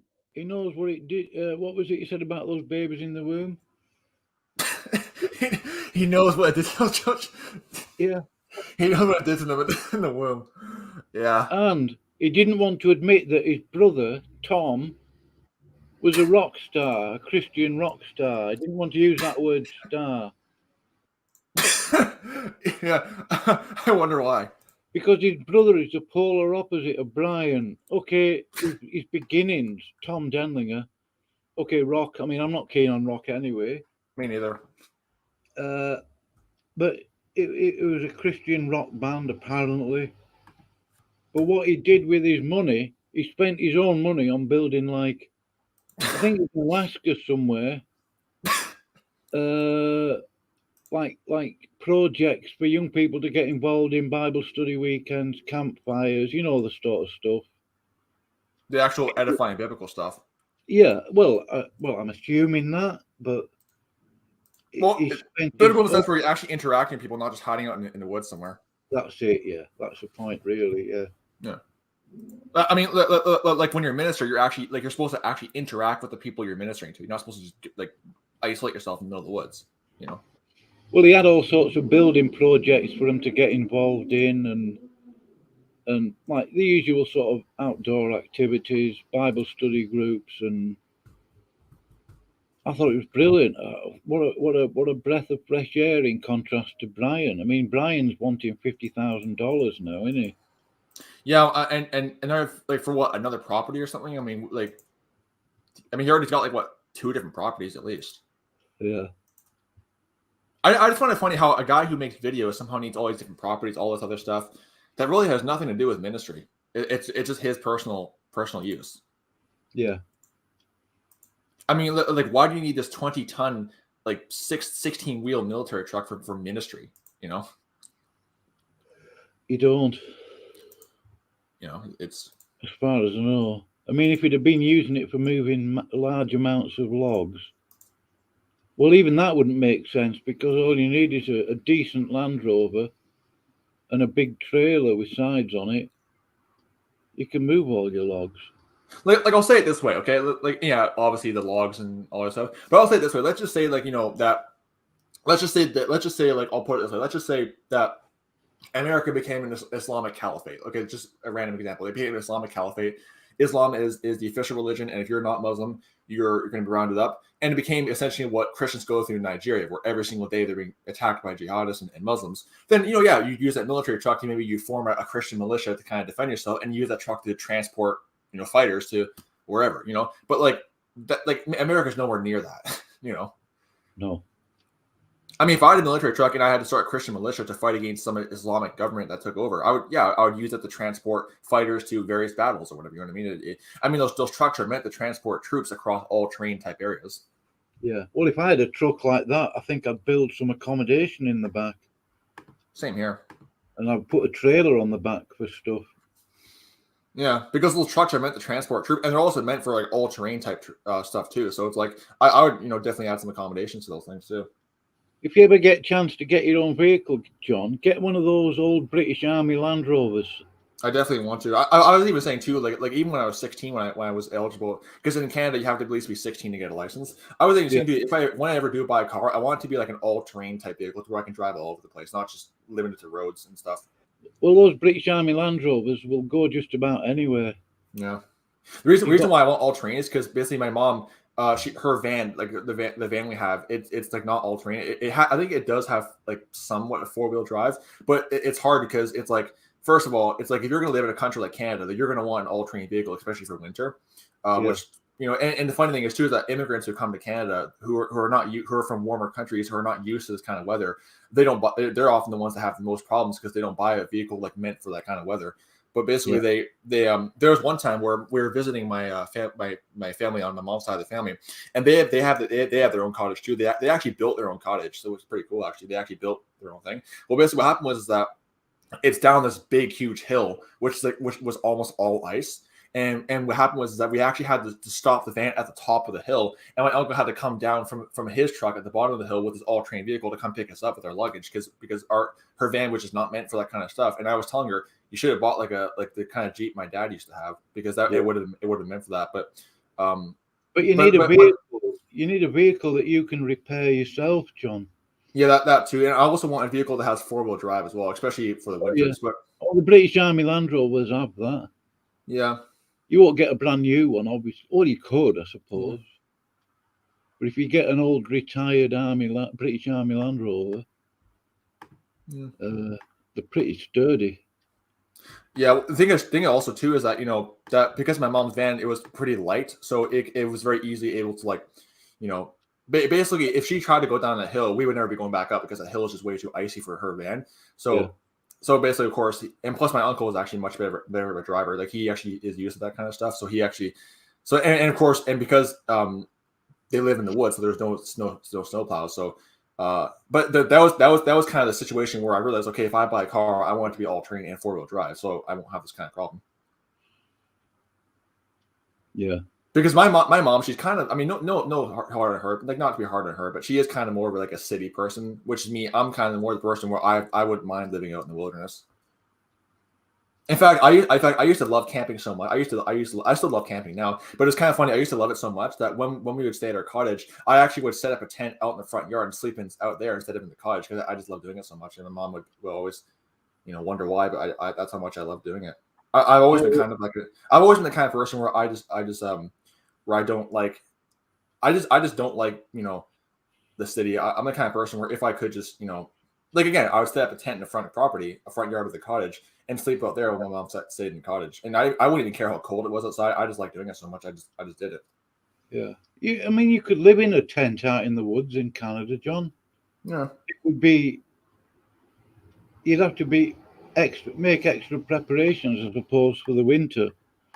Yeah. But a tent, you could live in a tent in winter. I mean, and plus too, like there are some tents that I found at Walmart that actually have like thermal type, lining around them. So like there are some tents where they're meant for like winter camping. Yeah. It was kind of funny. There was one time where I went camping with my dad. It was just me and him, I guess father-son time out or whatever. And we basically were camping. What happened was that we brought the tent. Well, apparently the tent we had, it was missing like a ton of pieces. So we tried like hours to set it up. And like, oh wait, we're missing a bunch of pieces. So we had to basically we had to stay in the car. We had to sleep in. And it's funny because our van was not really meant for that. We just slept in our van. So we had to just like find some way to just set up a mattress. It was kind of funny actually that it just didn't work out, but. It was kind of funny because also, I don't know. I just when we did sleep in the van, I just kind of felt like this isn't proper. I want to be out in the tent, but oh well. Jeff, so are you coming in, Jeff? Oh, he's in the car. I just noticed that right now. He's in the. How are you? I'll put a link in, Jeff, for you to come in if you want. But the thing you can do with a tent, John, out in the middle of the woods, put your tent up and you can build a wooden frame over the top of it. Yeah. Put turf on and you can protect your tent that way, can't you? Yeah. I just remember going to Walmart and seeing tents that have like thermal, like a type of thermal inner lining to where because if I was going to go camping, if I was going to go camping all year round, I would need a tent that would be obviously designed for winter camping as well. Yeah. Oh, Alex Canis, he says he grew up 31 miles east of Waco. Are you referring to Waco, Texas, where that thing went down with the FBI? Oh, what a mess that was. Yeah, wasn't that was like a month-long standoff they had, or like several month-long standoff they had with those people? I think that had been set up from the beginning, John. I think so too. Well, it's kind of funny thing. The thing about the Waco group in general is that they basically were a cult within a cult because basically. Like the Seventh-day Adventists, they're already a cult themselves, but then they were actually a cult within the Seventh-day Adventists, so they were a cult within a cult. Basically, it was kind of fun. It was kind of interesting the situation there, but basically from what I know, I don't really know a whole lot about the situation, but basically from what I know about the situation, apparently they had like a lot of guns in that area, so the FBI came like full force because these people had a lot of guns, and then I guess it was a big standoff they had, and but then that situation was actually. I heard one of the inspirations for the Oklahoma City bombing because that was the kind of thing where people were paranoid about the government taking over and everything. Yeah, but it's interesting that apparently all of Bill Clinton's ex-bodyguards were killed in that incident. Really? Oh yeah. Oh, and fun fact too, Bill Clinton was trained I think didn't he go to a Jesuit university or a high school? Something like that. Bill Clinton, he's involved with getting drugs smuggled into Mena Airport. Yeah, doesn't surprise me. No. Doesn't surprise me one bit. I mean, that's the thing is that well, and I even heard too that remember when Bill Clinton basically fornicated with one of his interns or whatever in the White House, and what happened was I think Hillary, she wanted to basically divorce him over that, and hey, rightfully so. He's I mean if I would do the same thing if I were her, but I think what happened was that I heard something about the Jesuits actually like told her, hey, if you stay with them, whatever. I don't know the whole situation. I just remember hearing that there was some kind of Jesuit that like basically made her stay with him for future benefits or whatever. because she wanted. I heard that she wanted to actually divorce him over that when she found out he basically fornicated with that intern. I want to know, John. I don't know if you've done any research on it, because people say, "Oh, just because somebody's been to a Jesuit university, like Fordham or Georgetown, doesn't mean that they're Jesuit." But unless the Jesuit has trusted you in some way, or if you were connected, you wouldn't get into a Jesuit university. That's true, yeah. But Alex Canis also pointed out in the comment section, he said that the Koresh, that was the guy's name, Koresh, who ran the whole cult there. He said that he considered himself to be God or Jesus, from what I heard. Yeah, it wouldn't surprise me. I mean, I definitely heard that he definitely had some kind of like complex about himself, where he thought he was like special or whatever. I don't know. It might just be propaganda. Yeah. But either way, even though like what the FBI did was pretty bad, but either way, they still were a cult either way. I mean, they still were this like really weird. They were, again, a cult within a cult, because the Seventh-day Adventists themselves are already a cult. I think the problem is really they had too many. Well, I don't know about too many, but they had a lot of firearms there. Yeah, that was why the standoff. That was why the standoff was so long and so tense, because they had a lot of guns in that area, and they were heavily armed. And it gave the authorities the excuse, didn't it? Really? Yeah, that's the thing, dude. They gave authorities because they knew that these people could actually put up a pretty good fight with all the guns they had, so they gave them kind of an excuse to just go full force on them. But the problem is, you see, I mean, some Americans wouldn't agree, but I would, if I was living over there and I was armed to the teeth, I would never tell anybody what weapons I had, how much ammunition I had, or anything like that. I'd let people find out last. Well, that's the thing too, is that there are some Americans that because think about America is that there are over 100 million like guns owned by people in America, and the thing about that is that if there ever was going to be like a gun grab, they would actually have a hard time doing it. Because I heard a poll one time that at least 2/3 of the military would not go along with it, and they would just quit the military if that ever happened. And not to mention all the police officers that would quit too. So they would lose a lot. And then the ones that would still enforce it, I actually read a poll that most gun owners would actually shoot at people that try to take their guns. I mean, I read a poll. And my friend Bob Islam, he himself can attest to that. He said he himself would actually shoot at authorities that try to take his guns away. So he was saying too that a gun grab would be impossible to enforce, because 2/3 of the military would quit, and then the gun owner, like most of the gun owners, would. Over there though, John, I think there's more than 100 million guns over there. I think there's more guns than there are people in America, from what I last heard. But basically, from what I read in the polls is that the majority of gun owners would actually shoot at the authorities that try to take their guns away. Like if they went door to door gun confiscation, they would be shot at by the people with the guns. So that's why it would be impossible to enforce.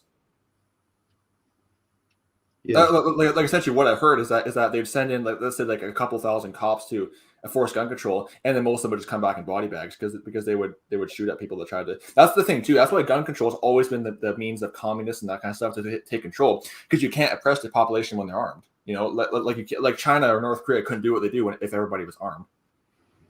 No, they couldn't. Yeah. In fact, during World War II, after Japan attacked Pearl Harbor, Japan was actually planning on doing like a ground invasion of America. Like they were planning on invading America, but then they decided against it because one of their generals actually said that in America there's a gun behind every blade of grass, meaning like the American people. Like they won't just have to worry about the military; they'd have to fight the American people with all their guns too. So that was actually why Japan never did decide, because they were going to invade America, but then they decided against it just because of how many gun owners are. And it's too big a country anyway, isn't it? Yeah, because think about the Japanese, is that the Japanese, they were like a very fanatical like warmongering military. I mean, they were the kind of people where they like if their plane was going down, they would fly their plane into your ship to try to do as much damage as possible. But even they were saying we can't invade America because like most of the population has their own weapons. So like they would, I actually heard that like someone say that America is essentially uninvadable, not because of the military, but just because of the American people with all their guns. Yeah. But most Americans are dumb. Yeah. Well, it definitely is true that if the gun grab, like if Joe Biden ever did try to enforce a gun grab, there would be some people that would hand over their guns. But I heard that most of the gun owners would actually not comply, and they actually would shoot at the authorities that tried to take their guns away. Yeah. And it would be especially hard for them to do it in a city, wouldn't it? Yeah. Like New York or Chicago. And also considering the fact too that, like I said, the polls would show, like the polls I read show that at least 2/3 of the military would just quit when given those orders. They say, well, we're not going to do this, and they would just quit. So not only would you lose 2/3 of your military just by quitting, and chances are those 2/3 of the military would likely join the gun owners and fighting back. So it would be impossible to enforce. And here's the thing: even with the military, even if you did have the whole full-on military, like the American military has about 1 million. Like 1 million like man army. Well, the American people, there's over 100 million gun owners, so like you're outnumbered by like 100 to 1. So like even just like you still have no chance of doing it. I don't know how many they've got in the military. But last time I checked, the American military has like from what I last heard, they have, in terms of just manpower, they have the biggest military in the world, which they have roughly about 1 million or something soldiers. But like that doesn't compare to the 200 plus million gun owners. But there's a lot of ex-military in the American population, isn't there? Yeah, and I heard a lot of those ex-military guys would likely fight against gun control too, you know? Yeah. And also too, the ex-military people, they're hard too because they actually have the training. So they actually would be able to train the civilians on how to use military tactics. That's the thing too. They'd be able to train them, you know, because they have the experience basically. Like, I'm not sure if you saw that. There was a movie. It's called Red Dawn. I'm not sure if you heard of it, but there was a remake. Oh yeah, I watched it years ago. Well, there was a remake made up in 2012, which I saw, where basically instead of the Russians, it was the North Koreans invading, and the main characters, one of them was actually a veteran of Iraq War, and the show is him actually training his friends on like military tactics because he had the experience. So like that's what would happen is that the ex-military people among the gun owners, they would just train the civilians on how to basically like with military tactics. So even when the military does come, well, it basically would be an even match because they've already been trained in their tactics. And then likewise, the current soldiers that would have quit too, they would also help train in military tactics as well. So like Joe Biden would have no way of enforcing any kind of gun grabs.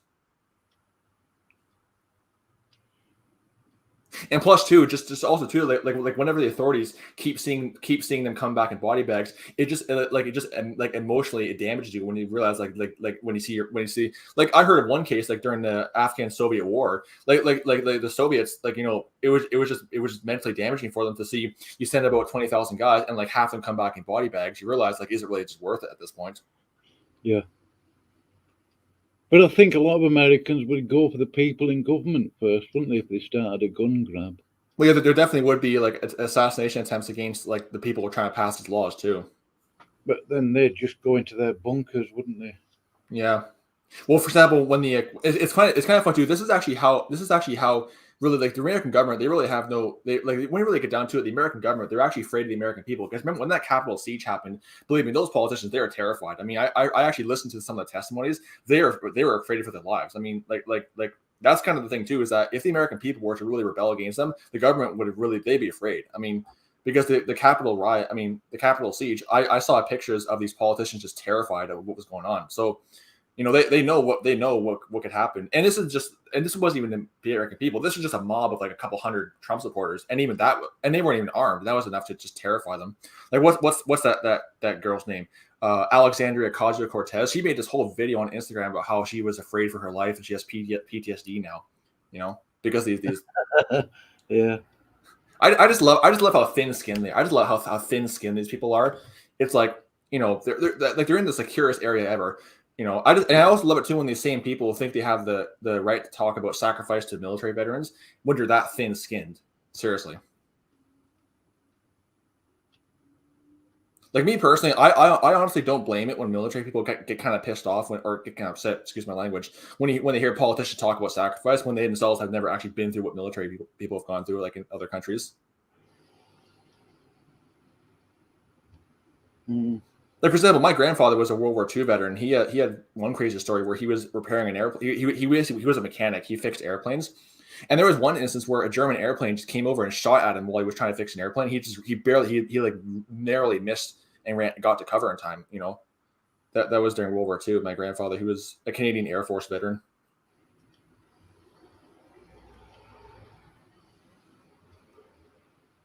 And then, of course, my great grandfather, he was actually a veteran of World War I, and he actually has stories where, for example, how, you know, and this also just shows too how how effeminate we become too. Where back during World War I, he has stories where, you know, what they would do is that when they were about to charge out in the trench, because he was actually in the British Army during World War I, and what he would do is that they actually would often have somebody stay behind with a bayonet to basically shoot anyone who tries to retreat. So they had a thing of, you're not retreating for any kind of reason. You know what I mean?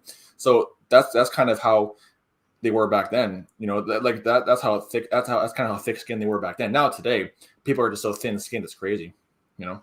Yeah. You know, like during the battle, like he was saying, like, you know, if the officers, if they saw someone retreating, they would just shoot him, you know, because they said no retreats, you're going forward, there's no retreating, you know. So that was what guys my age were 100 years ago. Now people of my age today are just, they're the complete opposite. Like I was telling my friend one time how, like, you know, I turned 18 like in 2019. You know, 100 years ago, guys my age would have been on the trenches out in the front line in Europe. 100 years later, guys my age are looking for safe spaces to be safe from insults or whatever. That's how weak my generation has become. Have you got a safe space, John? No, I don't. I'm the kind of person where really, like, you know, I mean, I get all kinds of hate mail and that kind of stuff. I'm used to it, you know. So I'm the kind of person where I don't really need a safe space, you know. And plus, too, it's like, you know, if you're, that's why I say too, like, you know, if someone's feelings are hurt, well, hey, welcome to real life. You're gonna get your feelings hurt. Just deal with it. You know what I mean? That's always my response. You know, I get insulted all the time for being a white person when I was in high school. I just deal with it. You know what I mean? I just say, hey, whatever. You're gonna get insulted. Just deal with it.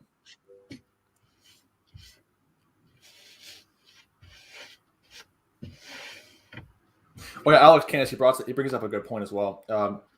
There would likely be a split between the pro and anti-gun supporters. I agree with that. And it's kind of funny too. I want to say this about the anti-gun supporters. I always find it really funny when these celebrities come out in support of gun control, because these are people who live in these gated communities with armed guards. But then they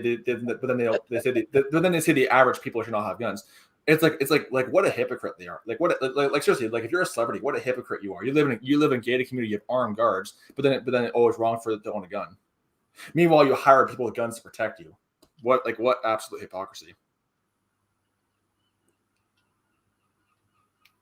Plus, too, think about these celebrities that they live in these like big, huge, these gated communities in Beverly Hills, Hollywood. They don't know what it's like to be your average working class person in North America, and how you know the dangers you can be exposed to. You know. But I just love it when people who hire armed guards to protect them say you shouldn't own a gun. Meanwhile, they hire armed guards to protect them. Like they should be consistent and say, "Hey, no guns." So basically for them, it's guns for me, but not for thee. You know, I just love that hypocrisy there. That's why whenever celebrities talk about issues like politics, I don't take them seriously, because they really have no reason to say anything about it. They have no reason to open their mouths at all.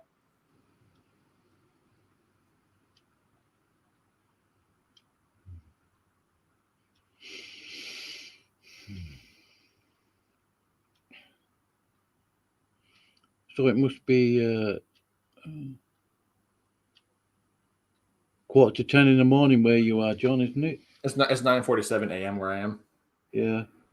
Oh, I want to say there's one last thing about gun control too. Here in Canada, and this is also just more proof that gun control, because my mom, she actually supports gun control, surprisingly. I don't know why, but she actually supports it. I think because I don't know why, but she thinks that gun control is kind of a good thing. I was telling her, so notice that like here in Canada, we have heavy gun control, yet there's shootings almost every single day just here in Ontario alone. I mean, I turn on my newsfeed every single day. I'm hearing about some new shooting that happens. So yeah, even though we have heavy gun control here in Ontario, I mean, places like Scarborough in Toronto, Canada, though that area is so dangerous that even the police don't want to be around there. That's how dangerous it is.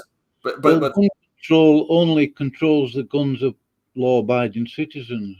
Yeah, I told my mom that. I told my mom that criminals don't care about the law. They're going to get, I mean, like, for example, the shooter in Ottawa, because my mom brought up, well, the shooter in Ottawa, he got a gun. Yeah, but notice how he got a gun. He got it illegally. You know, like, he doesn't, like, these people who are going to do these Islamic terrorists or whatever, they don't care about the law. They're going to get guns regardless. I mean, he got his gun off the black market. Like, they don't care about the law. So, like, because all the gun control law, all they do is just simply disarm law-abiding citizens. That's all they really do. Because, like, you look at places like Chicago. Chicago has the heaviest gun control of any city in America, yet they have the highest rates of gun crime. Yeah. And not to mention too, you also notice how haven't you ever noticed how every single mass shooting? This is also the best argument. I love using it like against these pro gun control people. Haven't you noticed how every single mass shooting happens at gun-free zones every single time? Like you won't see about, for example, like you don't hear about Islamic terrorist attacks, for example, on a police station, or you don't hear about it at a hunting expo. You know, like they always go to places where nobody's armed, like schools or stuff like that. They'll never attack somewhere where everybody's armed, like a police station or a hunting expo or something like that. Or like with Waco, Texas, that place was so heavily armed they had to bring in the military because that place was so heavily armed. So I don't know. I mean, the trouble is with the Americans, they love to hype things up, make things sound and look worse than they actually are. Yeah. And I think just their presence there proved to the ignorant, really, that. Yeah. I mean, they weren't doing anybody any harm. They hadn't attacked anybody. Yeah. If their pretext to Waco was, oh, they had a lot of guns, well, hey, that's welcome to having the Second Amendment. You can have guns, you know. If you don't like that, well, just don't live in America. But they had them legally, I think. Yeah, they had them legally. Oh, yeah. I'm sure they did. Yeah, but I actually heard that, for example, the boss, the Oklahoma City bomber, he actually was like, one of his motives was because of Waco, because he was saying that the government is becoming too powerful. He wanted to essentially fight against the government. That was one of his motivations for doing it. Was Waco. In fact, Waco was kind of a big like campaign rally for many anti-government groups, saying like this is what the government is like when they want power. And that was back in 1994. Think of how bad it is now. That was back in 1994. I can't remember about why that Ruby Ridge thing started. Yeah. I don't know. That was bad. Yeah. And like, you know, I think the reason why the FBI was so heavily criticized too is because they killed children too. That was kind of the reason why they're so heavily criticized, because they went after children.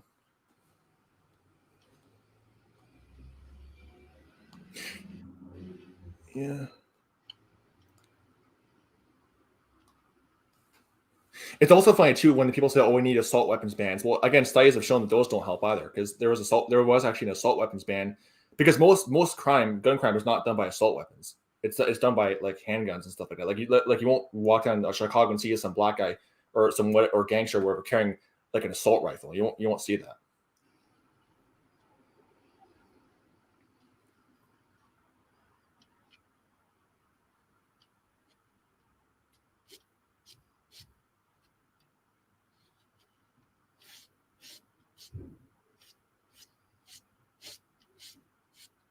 I mean, like one of the reasons why I'm always so passionate against gun control is because here in Canada we've basically been disarmed. Like in order to get a gun here in Canada, you have to take a class, and then even when you pass the class, you're able to apply for a permit. But even when you pass the class and apply for a permit, your permit can still be rejected. So if it gets rejected, you did the class for nothing basically. So it's hard to get a gun here. So we've basically been disarmed. So I'm basically like telling my American followers, hey, don't let that happen to your country, because like we've already been disarmed. I mean, you can buy a gun, but it's hard to do so. And even when you do have a gun, you have to keep it concealed. It can't be loaded. You can't open carry. You can't have it with you in the car, or you can't have it with arms reaching the car. All these other things you can't have. Which is funny, because back in the 1930s, you'll see pictures of kids holding hunting rifles, because everyone had that back then. But now today we've become so soft and effeminate.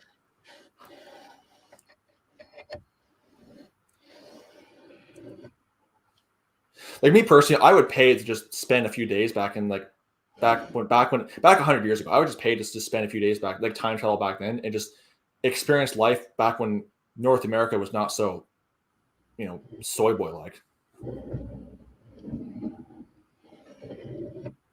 Basically back when things were right, essentially.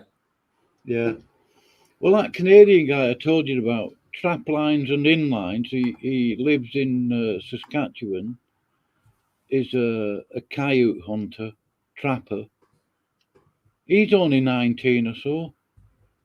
Yeah. Really hard working, built his own house and his chicken shed and all sorts of other stuff. Working mad hours at -50. And he's 19. Yeah. 20. And the thing is, 100 years ago, that was just what people my age did. Like here's how pathetic my generation is. I mean, I watched one documentary where it was basically about the alt-right online, and literally like one of the guys that showed, he was a 25-year-old guy, so he's 5 years older than I am. He's 25 years old, has no job, lives in his parents, and they pay his bills. He just sits around on his computer all day, and his parents actually allow that. I mean, 100 years ago, that would have never flown. I mean, 100 years ago, that would have never been allowed. But like my generation today, a lot of them, you know, because again, when I applied for my job at Walmart, I was the only one of my generation who did that. Like nobody else from my generation. Well, there was one other kid from my generation, but like everyone else was like from older generations. Because my generation is just very lazy. They just don't want to do stuff. You know, their idea of exercise is getting up off the couch to fetch the TV remote. That's their idea of exercise. I'll only tell you one thing about this guy, Johnny. Does swear a bit. Yeah. Well, if he's lost, then I don't expect him to not to. Yeah. The thing is that when you listen to lost YouTubers, you know, just expect some ungodly stuff, because that's just what happens. Like you can't expect. It does swear, but it's not. It's just part of his sort of normal way of communicating. Do you know what I mean? It's not like vindictive swearing. Yeah, and the thing is, I think it's too, like, we're not condoning language, but you know, just what happens, you know. Oh, also, Alex Canis pointed out something too in the comment section, which is actually a very good point. He says that antidepressants have played a critical role in most mass shooters' psychotic behaviors. That's actually very true. Like, you look at a lot of these shooters, a lot of them are heavily drugged up. I mean, a lot of them are on all kinds of, like, for example, the Columbine shooters. There was actually an autopsy done on their blood. What was in their blood, and they had all kinds of psychotropic drugs in their bloodstream. Like all these shooters, like were on psychotropic drugs. You know, like for example, the shooter at that black church in Charleston, North Carolina, he was on psychotropic drugs too. You know, that's also why too, like they can do these kind of horrific acts and not have any kind of the emotional kind of like emotional kind of like burden on them. Because when you hear people like screaming agony, like you kind of just can't, like when I hear it on video, like when I see it in movies, I can't like kind of bear to watch it. So like the fact they can just do these acts and have like no emotion just shows they're on some kind of drugs. There's no normal human does that and not have some kind of emotional burden on them. Yeah. Can you see his house there, John? Yeah.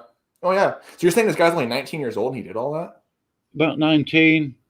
I think. I can't remember now. Yeah. Very young lad though, it's obvious. Yeah, that's it again there. Yeah, he definitely, based on what I'm seeing about him, he definitely looks close to my age at least. Yeah. But he's got a piece of land out there. I think the problem is too, the reason why my generation, which is Gen Z, the reason why my generation, and especially the generation which is Generation Alpha, which is after my generation, basically, the reason why my generation is so lazy is because like my generation is the first generation that actually grew up like with the internet. Like nobody from my generation can remember a time before the internet. You know, like there are some there are some millennials who are kind of like older millennials who were born in the early 80s that can remember life before everyone had internet. But my generation, based on what I checked, Gen Z, like in order to qualify for Gen Z, you were born between 1997 and 2012. So, and I was born in 2000. I was born in 01. So I'm Gen Z. My generation is the only one that grew up with the internet. So that probably is probably part of the problem that we grew up with that kind of stuff, which is older generations. They know life before the internet.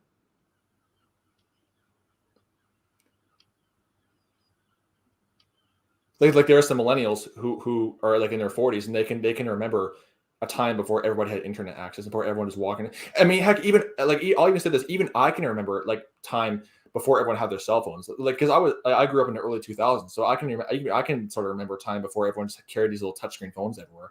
You know, I actually can remember walking into a store when I was like really young and actually seeing people socialize, not just being on their phones. So that was even back in the early 2000s, before everyone had these little touchscreen phones all the time. In fact, I remember my dad owning a flip phone, which is kind of funny. So even I can like vaguely remember, you know, life before this technology induced world we have. Well, the phones in cars used to be bigger than a house brick, John. Apparently. Yeah. I remember too. You know, so like I'm only 20, but I can still remember. You know, when I used to watch movies in the car, the device we had to use, it took up like a good chunk of the back seat because that's how big it was. Now today you can just stuff in a little iPod. In fact, I actually remember when iPods first came out. I remember like the first time they came out, I thought it was pretty cool how it was touchscreen. So it's like, but now today, you know, everybody has them. And like, here's just an idea of this. So I actually came across, I was going through some old photos and I came across one of me back in 2006. That was like 16 years ago. I was like probably about 5 years old, the photo. So I remember, so basically I went to this park I used to go to all the time as a kid. And when I would go there, I mean, it was always packed every time I went there. Well, I fast forward like 16 years later, I actually revisited that park now as an adult, and I came there, and it was like there's like nobody there, and I'm thinking like, where's everybody? Because the day I went, it was a pretty nice day, and like normally, like if it was 16 years before it, like it would have been crowded. So I walk around, it's like no, the only person there is like some older lady who's like singing a song to herself. So now I walk around the neighborhood a bit more, and I see all the kids are just inside on their little Xbox and the computers. So I'm thinking like, well, there they all are, you know. I remember even at one time asking, I actually walked up to the old lady. I asked her, like, where are all the kids? And of course, I explained to her how I used to visit this park a lot when I was younger. And she just said, oh, they're inside on their computers now. I'm like, oh, that explains a lot. Because that day was a really nice day. I mean, it was the kind of day where you'd want to be outside. Like if it was 16 years ago when I would have done there, like it would have been crowded back when I went there. But now it's just like everyone's inside. And then their idea of socializing is playing some online video game, talking to their friends. That's their idea of socializing.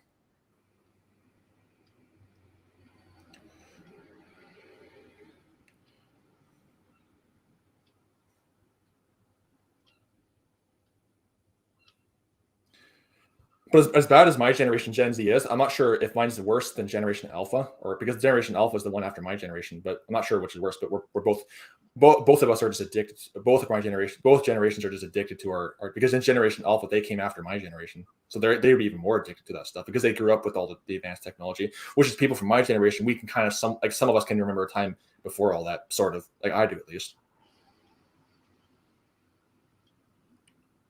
But yeah, Alex, you're right. The antidepressants have definitely played a big role in all that. The antidepressants were definitely, essentially what they do is they only make it they only make depression worse, really, when you get down to it.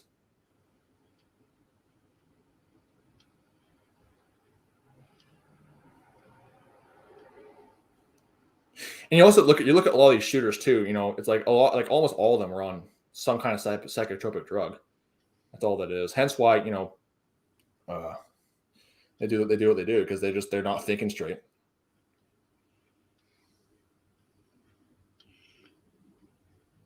Makes you wonder how people actually ever managed before they started inventing all these drugs. Well, I can guarantee you this: you definitely didn't hear about mass shootings back in the 1800s, where you had, you know, well, you might have heard about some cases, but it wasn't just as widespread as it is today. Because, you know, and people were like, oh, it's like, I always say, don't blame the guns, blame the psychotropics they're putting you on. Don't blame the psychotropics the pharmacy are putting you on. Don't blame the guns. Blame the psychotropics. They're the ones who are messing those kids up.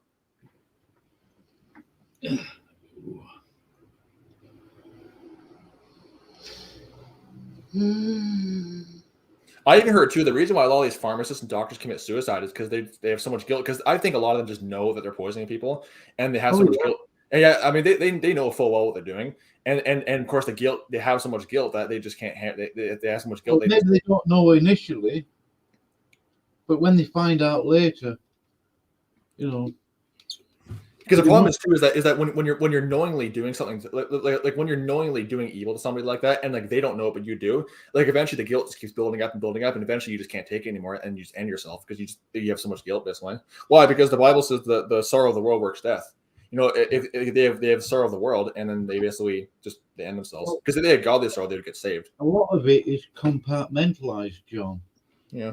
But eventually, when they find out what the bigger picture is,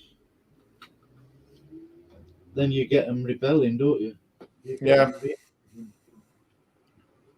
Well, the thing is too is that if I was a doctor, and let's just say I was a doctor and I got saved and I found out what was going on, you know, I would at least tell my patient, like I'd call my patient in. I would tell him, hey, I'm taking you off these drugs, and he'd say why. I explained to him why, and I would just tell him, and I'm sure, you know, of course he might be shocked, obviously, but I would just tell him, hey, I don't care what happens to me. I'm just telling you why I'm taking off these drugs, and I explained to him why. The next doctor you see, make sure like when he gives you drugs, don't take them because this is what they do to you.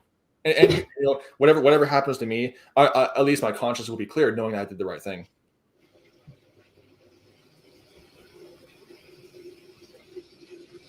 Yeah, Alex, you're right. Prescription Thugs is a must watch. Yeah, you're right. The Columbine shooting was inspired. Most of the school. Yeah, exactly. The Columbine shooting inspired a lot of these school shooters, and all these other school shooters were on these psychotropic drugs too. So, Oh, John. Hold on. Wait a minute.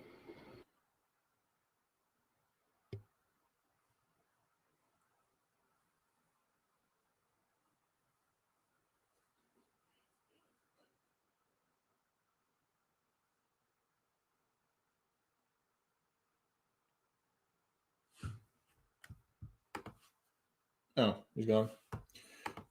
Yeah, you're right. The psychotropics. I mean, pill doctors tend to be punished as street level dealers. Well, essentially, like here's the thing, Alex, is that you look at the Greek word for and I'm not the kind of person who just goes back to the Greek all the time, but you look at the Greek word for pharmacy. It's pharmakia, and it basically means, like, the word literally means sorcery. Like, it means sorcerer. So when you're going to the pharmacist, you're essentially just going to a sorcerer because the drugs are just mind control. And when you really get down to it, the pharmacist is no different than a drug dealer on the street. The only difference is that one of them wears tattered clothes, the other one wears a white coat. That's the only difference. But he's still just your average drug dealer, just with a white coat on. Oh, and also with a title of doctor or some kind of PhD or whatever. But that's all that it is. He just, like, I'll put it this way: he's just simply an educated drug dealer. You know, he has an education, but he's still dealing drugs to people.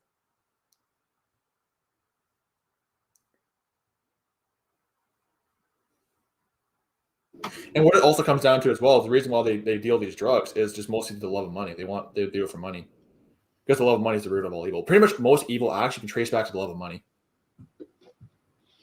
Well, there's trillions in it, John.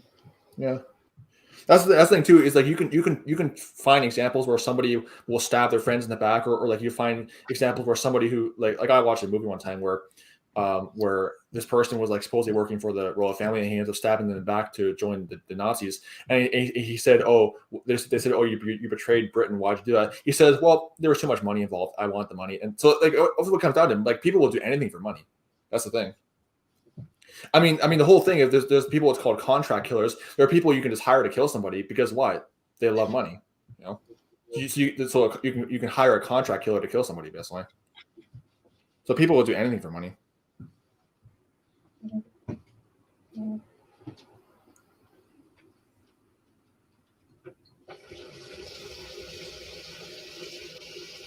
That's also why Jesus Christ says in Matthew 6 that you can't serve God and mammon, because you can't, if you're in it for money, then you're not serving God.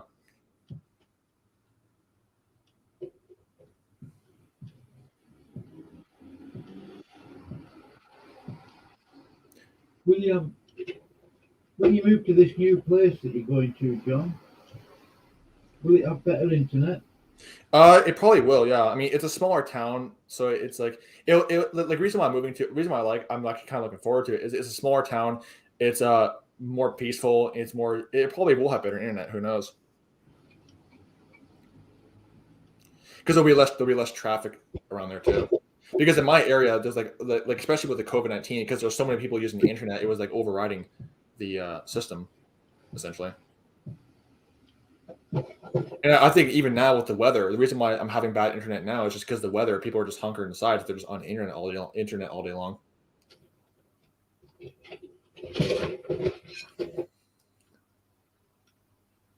I will say this one last other thing about the whole pharmacy thing. Do I think that all drugs necessarily are bad for you? I'm not saying they all are. I'm just saying that, like, whenever you get a drug, just make sure you look. I always say just research what's in them first before you just chuck them in your body. I mean, like if I ever give a prescription drug, I would at least want to research what's in the thing first before I just inject it into my body. But even those inserts that you get, John, they can't be relied on. Yeah. Or for example, like, occasionally I might buy some vitamins from Shoppers Drug Mart. Whenever I buy vitamins, I always check to make sure what's in them before I spend $10 on the box. Yeah, but what I'm saying is, John, you don't even know if they're telling you the truth. Yeah, but that's the thing too. They could just lie. I mean, because because here's the thing: if Satan is their father, well, they're going to do the lust of their father, which is lying.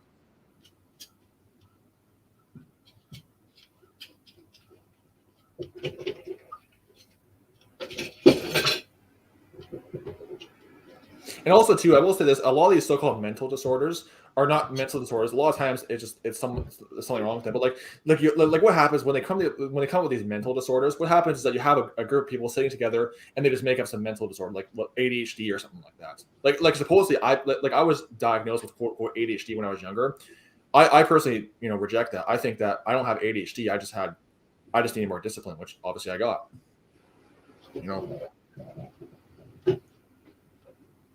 So that's why I say that I do believe, like, for example, I have autism.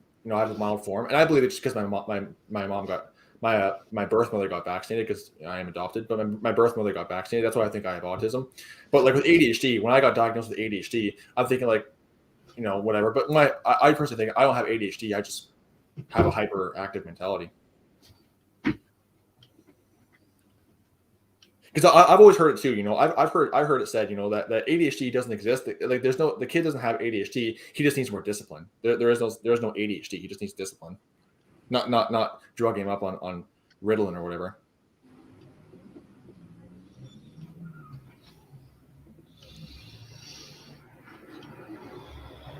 Like for example, when a kid goes to school, kids are not meant to just be sat around for 8 hours like that when they go to school. I certainly didn't like that. So like instead of just sticking on Ritalin, how about you just take them outside? How about you do classes outside? Don't just stick them on Ritalin, because kids are not meant to be cooped up and sitting on a desk for 8 hours or 6 hours a day, however long school lasts. I know for me, like elementary and high school for me lasted like 6 hours roughly a day.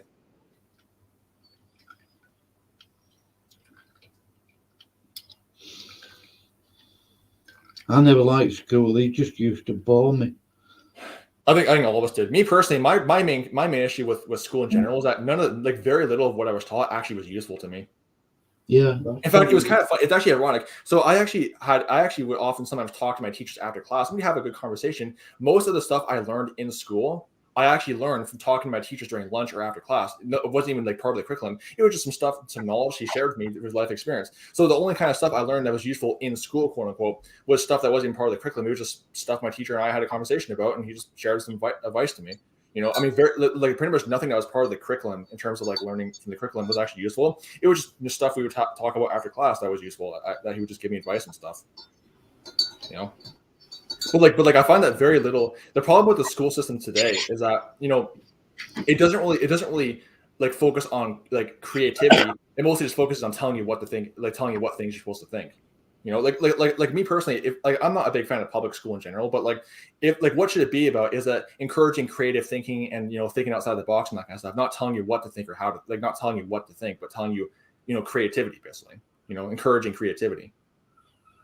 Like, for example, if you go to art class, don't tell them what to paint. Just tell them, hey, like, just be creative. Because like the definition of art is not like how they call it art. Like when I was in grade 8 when they did art class, the definition of art is not being told what to paint. You're just creative. That's kind of definition of art. Art is not being told what to paint or being told what to draw. That's not definition of art. But you can show them how to use all the different colours and mix colours and structure a drawing, a painting, compose it.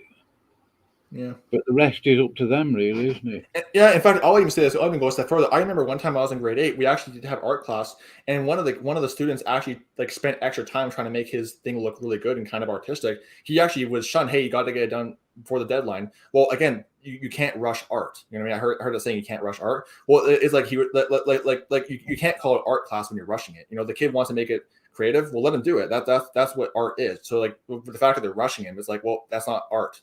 Like you can't, like I heard it said, you can't rush art. That's just not how it works. You can't call it art class if you're rushing it. That's just not how it works. Like all the famous paintings, they weren't just painted within a couple hours. They didn't have a deadline that when they finished painting, they just did it. And when they finished whenever they finished. Plus, I was surprised they weren't actually like this kid. He was really good at painting, so I'm actually surprised they weren't encouraging him. Hey, you're really good at that. They were just rushing. Hey, you got to get it done. Hurry up and get it done. Like I'm surprised they weren't, because he was like his painting was like up there with really professional type stuff. So I'm surprised. Like if I was a teacher, I would have been encouraging. Hey, you're really good at that. You should keep it up. Not just rushing him and pressuring him. Yeah, well, they don't like people with talent, do they? Really, the school system. That's the problem too. They don't like it when you're thinking outside the box. They tell you what to think, not how to think. Yeah. And the thing is too is that school today, like back 100 years ago, there were cases where schools in America actually had gun training classes. Now today in school they tell you against guns. That's how dumbed down it is today. Like I guarantee you, like if my grandfather was still alive, he was in his 90s. He was 91 when he died. If he was still alive today, and I was just to take him, he was like I guess visit my elementary school, he would not even recognize Canadian schools today than when he remembers going to school as a kid. He wouldn't even recognize it. It's just so different. Like instead of being taught how to handle a gun, they're being taught that men who cross-dress and think they're women are somehow women or whatever. And you should let them into the bathroom with your teenage daughter because if you don't, you're transphobic.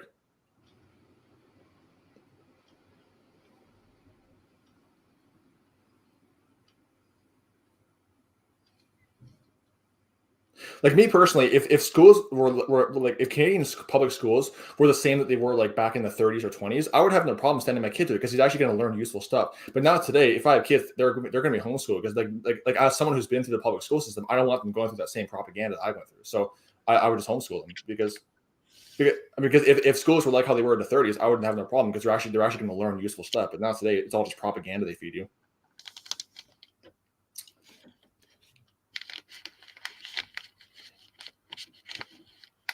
And then the thing about like education is that school should be the place where exchange of ideas happens the most.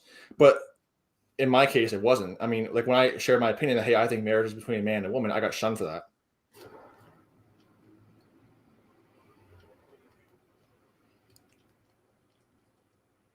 There was even one time where Richard Dawkins, like the atheist guy, he actually was going to speak at a or I think he was going to do a radio show or something. Like, he was going to do some kind of speech at a college campus. Well, his event actually got shut down by these Antifa leftist people because he was critical of Islam. And he was just saying too how it's ridiculous because the college and university, they should be the place where exchange of ideas happens. It should be the last place, or it should be the first place you go to for exchange of ideas. But now it's like he was shut down. So he's a hero on the left because he's a hero for left wingers because he criticizes Christianity. But then when he starts going after Islam, they shut his events down for that. Yeah, they don't want people to have ideas other than theirs. The government ones. And the problem with the Islam issue too is that a lot of these people, like and Dawkins himself, to his credit, he pointed out the fact that these people, they also, the problem is that they think that, like he's saying that the problem stems from the fact that they seem to think that Islam is a race. So if you go against Islam, you're automatically racist. Oh yeah, yeah. Because you look at people, they'll say, "Oh, you're racist." Well, it's like, well, again, what race is Islam? Well, they seem to think that Islam is a race. I guess they associate with Arabic people or whatever, even though there are many non-Arabic Muslims. Yeah, well, you got Muslims all around Asia, haven't you? India, well, I mean, Afghanistan is a Muslim state, and they're like all Pashtun. They're not Arab, or Iran. They're all Muslim too, and they're all Persian. They're not Arabs. I mean, Somalia is like 99%. Like I heard Somalia is like 99.9% Muslim, and look, they're all Africans. They're not even Arabs at all. They're not even closely related to Arabs, but they're like 99% Muslim over there. Same thing with Nigeria. They're like 50% Muslim over there. In fact, I'd even argue too that most Muslims are not even Arabs because the majority of Muslim states are in places like sub-Saharan Africa or Central Asia where there's no Arabs, or Persia as well.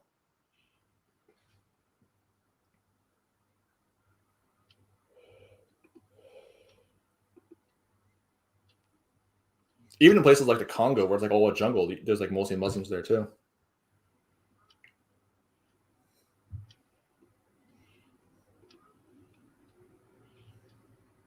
Oh yeah, also Indonesia. They're like mostly Muslim too, and I think they're East Asian. They're mostly Muslim over there too. Oh, and Malaysia and Bangladesh and everything else. In fact, I'd argue that most Muslims in the world are not even Arabic. Most of them are from other places that were part of the Islamic conquests. Like for example, India, they have the largest they have the largest Muslim population for a non-Muslim majority country, basically.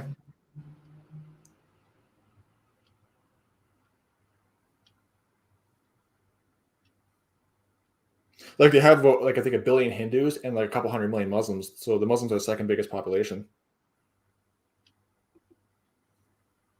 And even here in Canada, I read some polls that even here in Canada, Islam is actually growing. Is actually the fastest growing religion here in Canada in terms of people becoming Islam, mostly because of the migrants coming over.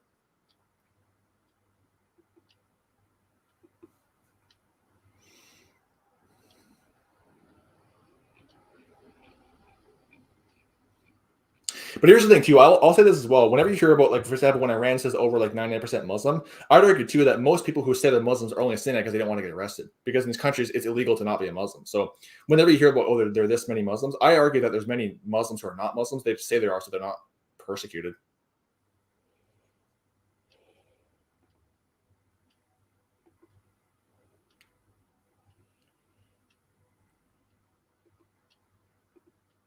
Like, supposedly there was one poll that I read that said that in Iran they claim there's like 90% Muslim over there. However, according to people who have actually lived in Iran, according to this one poll said that people who have actually lived in Iran, that they said that the number of like really devout Muslims in Iran is only about 40% of the Iranian population. Yet the government says it's like 90% Muslim over there. But yet those who are actually like devout Muslims, according to people who live there, are only like 40% of the population. Most of the people who are Muslim are even not devout, or just saying they're Muslim so they're not persecuted. But like only 40% of them are actually like full-on devout Muslims who pray 5 times a day, 10 mosques every single week, and everything like that. A lot of it's just cultural, John. They're forced to. Yeah. If they don't turn up, they'll get accused and this, that, and the other. Or just like they're in Europe with the Inquisition, if you didn't show up to mass, they'd hunt you down and question you. Yeah. Because in a lot of these Islamic theocracies, they keep track of who's, like, they keep track and whatever, because again, you have to remember that Islam is the state religion, so the mosque is connected to the states. They have some government authority in that position. They have a level of governmental authority.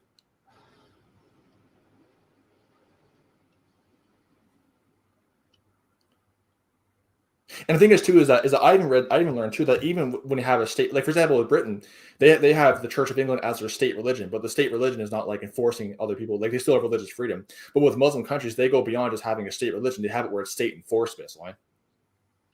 Yeah, it is a state enforced religion, isn't it? Yeah, because England, they have the Church of England, they have it as their official state religion, but it's not enforced on anybody. Which is what in places like Iran, they have Islam as a state religion, and it's enforced, basically, like it's state enforced. Oh, my cat.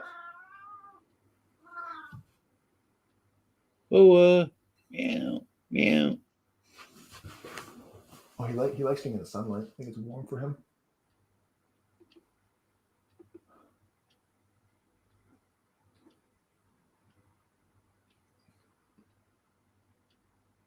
And over in India, for example, all these like radical Hindu nationalists, they're trying to make India into because India is officially a secular state where they don't have a state religion.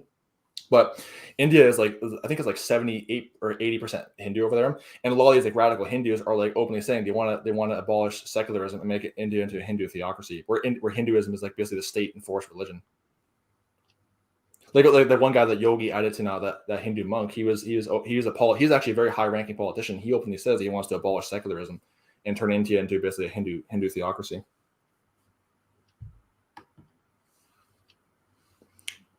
Alex Kana says Islam is based in legalism while Christianity is based on grace. Arianism highly influenced Muhammad after his adherents were exiled by Pope Leo. That is true. I mean, the thing about Islam is that you go to Muslim countries, they have what's called the Hizbah, the moral police, where they go out and actually beat people up who don't adhere to Islamic values and whatever else. And here, I'll say this too. A lot of what they call Islamic values are things that are I have no problem with. Like modesty on women. All that kind of stuff. But the problem is that with Christianity, our standards only apply to us as Christians. We can't enforce that on non-believers. But with Muslims, like their Sharia applies to everybody, not just Muslims. Like everybody that lives in a Muslim country, not just the Muslims. He says, Alex Kane says Dawkins is an anti-theist who evades difficult questions. Yeah, that's true. I've seen that. Dawkins, he'll evade certain questions. In fact, I mean, I'm an ex-atheist myself, and I've engage with atheists, and they often will avoid certain. They'll try to dodge. They'll try to always like use evasion tactics or whatever to certain questions they don't like. What was this? He says there was a sex assault in Virginia, which the culprit identified as a pansexual with pansexual chromosomes in a physical sense determined gender and other traits. Yeah, in other words, you just call that mental illness. That's what you can just call it. You can just call it mental illness. New message is received from UC. Messages reminder.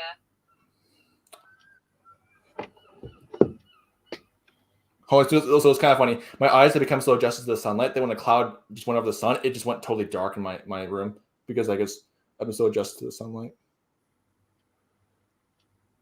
Yeah, but you're right, Alex. Islam is definitely based on legalism. That is true.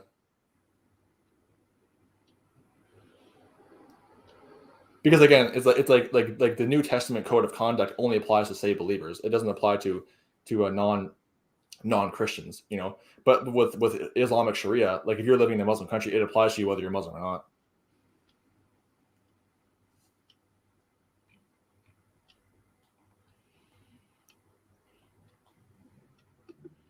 And that's also one thing that's always made kind of Baptist Christians like distinct from other like groups, is that Baptists have always stood for the concept of liberty of conscience, you know, church-state separation, and always stood against like the idea of forcing our morals on somebody else. Like they knew that, you know, you can't expect somebody who's not Christian to adhere to that. And that's what always had. In fact, John Clark, he was a Baptist. He was one of the you know, ideological fathers of the idea of liberty of conscience. He was a Baptist.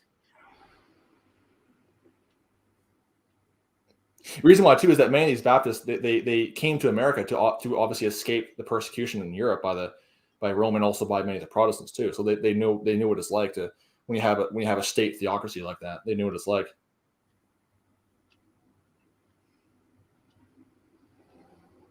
What's this? Oh. But it's kind of funny. It's like one thing that Rome has in common with all of her, like with all, I guess you could say the harlot children in Revelation 7, seems that all of them believe in a form of dominionism. You know, like whether it be Islam or Calvinism, all of them reject, you know, church-state separation and liberty of conscience. All of them believe in some form of dominionism, where they think that there should be the state religion.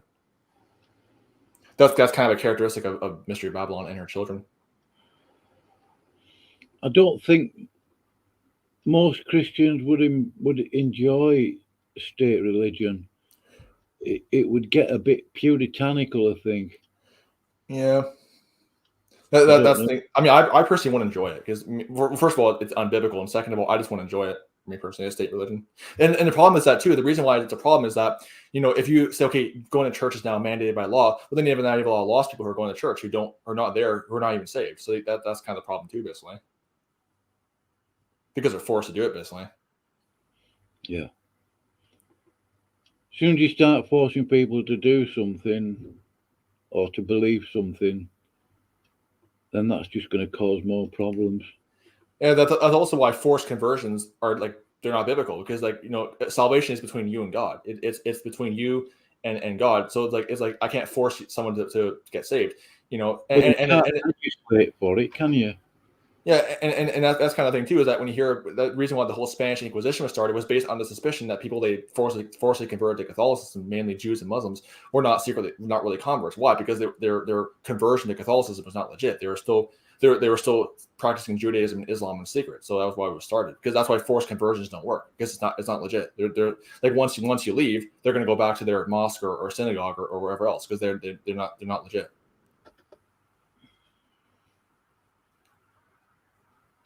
That's also what's made kind of biblical Christianity distinct from pretty much every other religion, is that you'll see examples where even Hindus and Sikhs and Buddhists are doing forced conversions, but like you'll never find where Bible believing Christians, you know, or Baptists, for example, are doing forced conversions of anybody.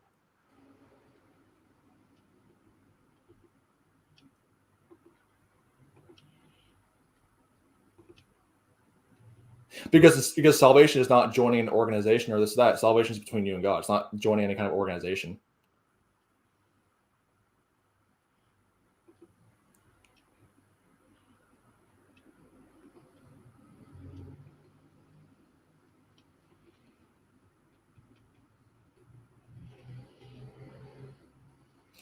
And also, too, I will say this: like, whenever the Catholic Church says, "Oh, we have 1 billion followers," well, how they count that is they say that, well, they're counting baptismal records, basically. So, like, there can be someone who's baptized. I mean, Hitler, he was baptized as a Catholic too, but then they claim, "Oh, he wasn't a Catholic." Well, by their records, if he's baptized as a Catholic, he's considered Roman Catholic, whether he is like devout in his faith or not.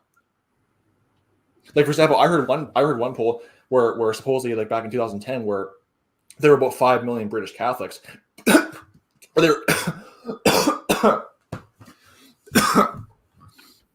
Oh no, I got COVID. There. John, Was that? was that a fur ball? No, I don't know what happened. I don't know. It could just be my allergies. I'm not sure. I do have some minor allergies, but I was also saying too how, oh no, I got COVID now because I'm coughing or whatever. But basically, all I was saying is that I read this poll where supposedly there was 5 million British Catholics here in the UK, but they were counting that by baptismal records. So it's like, is there really 5 million practicing British Catholics, or is it just 5 million people who are baptized in the Catholic Church in Britain? That's the thing. Compares to actually people who actually practice and attend the Catholic Church on a regular basis. Because again, they believe in baptismal regeneration. So when they baptize you into the church, you're considered Catholic, because they think it's part of your salvation.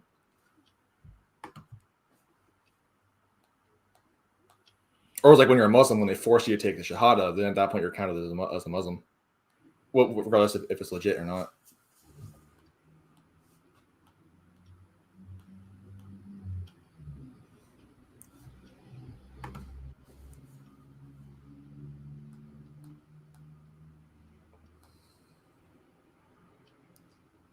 Anyway, I've been saying quite a lot. I'm just a very talkative person. I just have a lot to say when I get on the stream.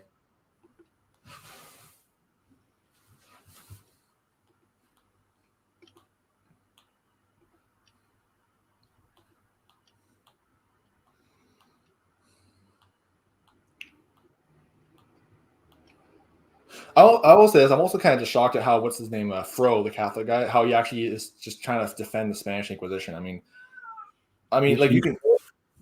What was that? It's insane, John. Yeah, I mean, it'd be like me trying to defend, it'd be like if I was a Muslim, me trying to defend, what the ISIS Caliphate or whatever. Like that's no different. Well, initially, he made the claim that the Inquisitions were humanitarian. Then they ended up in a debate with the Smoky guy, and they changed it from the Inquisitions were humanitarian to were the Inquisitions ethical, which changes the whole complexion of the debate, really, doesn't it? Yeah. Because there's a massive difference between humanitarian and ethical, I would say. And the thing is too is what is described like again, the whole thing of ethical is that it's kind of a subjective term. Like what I consider ethical would not be what he considers ethical. You know what I mean? So it's kind of a subjective term as well. It's kind of subjective as to who defines it and how they define it. Yeah. Because like for me, ethical would be peacefully going and preaching the gospel. But for an inquisitor, ethical would be torturing him and forcing him to renounce heresy or whatever. Like how we define ethical would be completely different.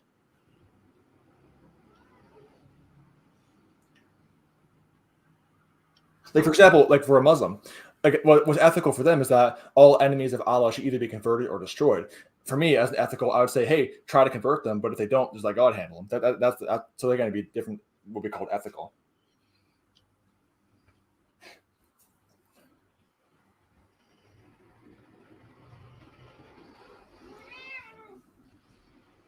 Yeah. He wants. I was saying this too. I think it'd be kind of funny too if like there was a collar made that where it translates the cat's meows into like English words. That'd be kind of cool if that was ever invented.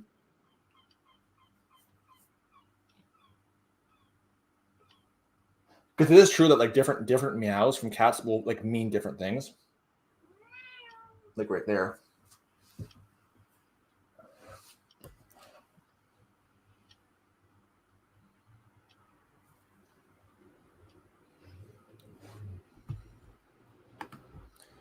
That's the even though dogs are always called man's best friend. I never liked dogs. I don't know. I just never liked dogs. I've always liked cats better.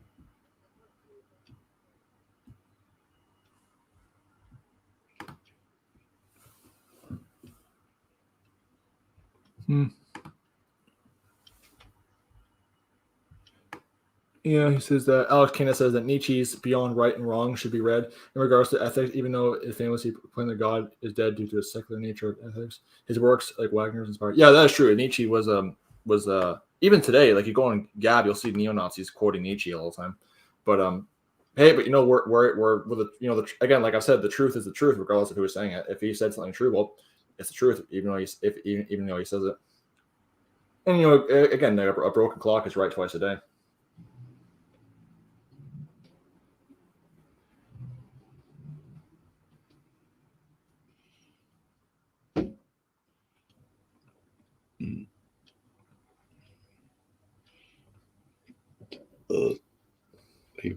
And that's the whole thing. That's what I've always said too. Like that's where I've always been kind of, like I was talking with Fro last night. That's where I've always been kind of critical of the whole, counter jihadi type movement, is that their arguments on Islam are always based on Western liberalism and often attacking Islam on stuff that Islam is correct on, like women in modesty. And you could argue they take it too far with the whole burqa thing, but women just dressing modestly, not dressing like harlots and whores all the time. For example, what was it? Like women, being at home with the kids and everything like else like that is moral, and their attacks on Islam, it's like, oh, Islam is so horrible because they don't allow sodomites to march and parade their filth through the streets. Well, that's not wrong. It's a good thing,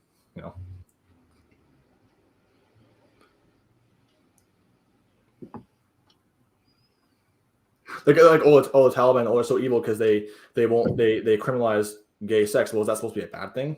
I mean, it's a good thing they did that. Well, the trouble is, John, with criminalising stuff like that, it just drives it underground. Yeah. Like it used to be before they decriminalised it. Yeah, but the thing is too is that the reason why I would criminalize it is not like just because I'm some kind of bigot. I actually like would have scientific studies to back it up, like the kind of disease they can wouldn't matter, John. They don't care even now, even though with AIDS and stuff. Not just AIDS, but also hepatitis B, hepatitis A, all kinds of cancer. Yeah. I mean, there's intestinal parasites. I mean, there's all kinds of stuff it can cause. Yeah. I mean, I read one poll how they're like active gay men are actually. John. The thing is too is that active gay men are actually 17 times more likely to get anal cancer.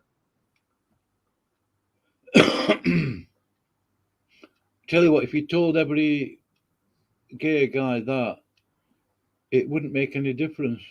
Yeah.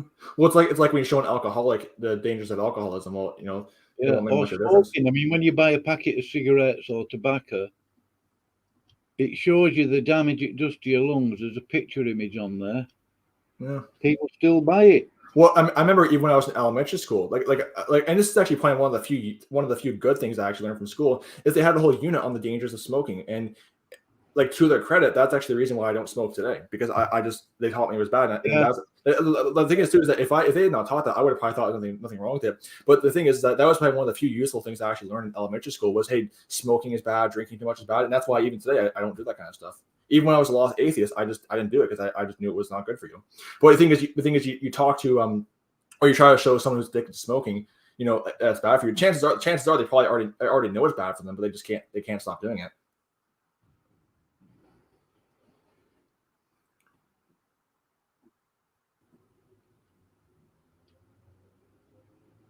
Because when I was in high school, I'd see students smoking, that kind of stuff, and they tell you even in high school they had units on how it was bad for you. Well, a lot of those guys, they knew it was bad for them, but they just kept doing it because they couldn't stop.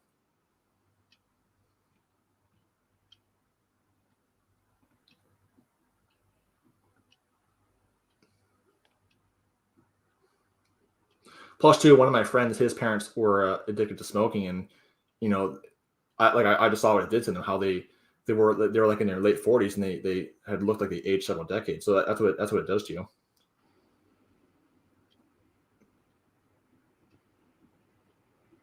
you. Yeah, Alex, you're true. That's true. The hormone is higher among homosexuals too. I even read too that, for example, that homosexuals also have higher rates of alcoholism and drug abuse as well.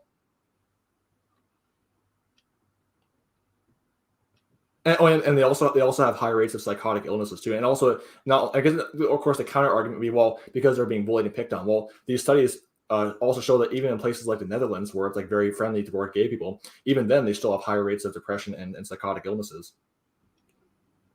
So the thing, and the reason why they're doing it is because what they're doing is they're basically sinning against nature itself. So yeah, of course you're going to have all kinds of mental health problems because you just know what you're doing is you're sinning against nature itself.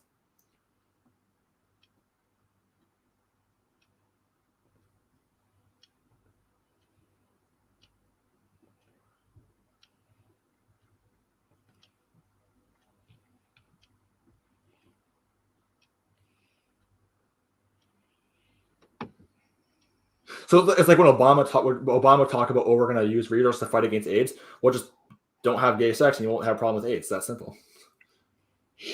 But of course, Obama People don't think like that, John. Yeah, but it's kind of, I would love it if it's how I love it for you. Yeah, but most people don't. They don't think that way. Don't take any notice. The interesting thing is too is that, you know, it's like I've actually spoken to ex-homosexuals. You talk to any ex-homosexual, they'll all tell you, yeah, it's filthy, it's disgusting, it's dirty what they do. Like they'll all tell you the same thing. But of course, you know, that doesn't phase. But like again, you talk to any ex-homosexual, they'll all tell you, yeah, it's you know, obviously ex-gays that got born again, they'll all tell you, yeah, it's filthy, it's disgusting, it's unhealthy what they do. Like they'll be the first to tell you that that's filthy and disgusting. You know, like they'll tell you it's not a lifestyle, it's a death style. Yeah. Like they'll say, like like I heard one of them say to me, yeah, it's not love, it's lust. Like they don't love each other, they're lusting after each other. That's what it is. It's not love, it's lust.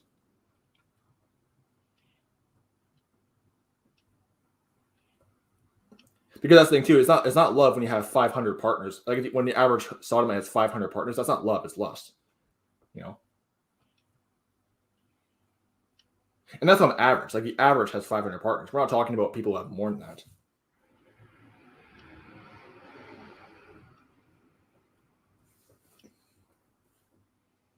That's why I say that's the whole thing about gay marriage is so laughable, because like oh, it's just a committed gay relationship. Yeah, I mean, like the idea of a monogamous gay relationship, that's like very, very rare. I mean, like the vast majority are like anything but monogamous.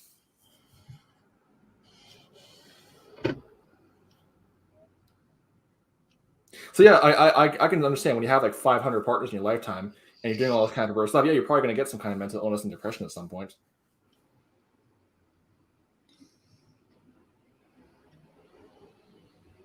Yeah, Alex, you're right. Alcohol is definitely a key factor to suicide, aggression. Yeah, exactly. I mean, people who are addicted to alcohol do have higher rates of that kind of stuff. Not to mention too that alcoholism can also cause what they call hernia and also other stuff. It can cause all kinds of bad stuff.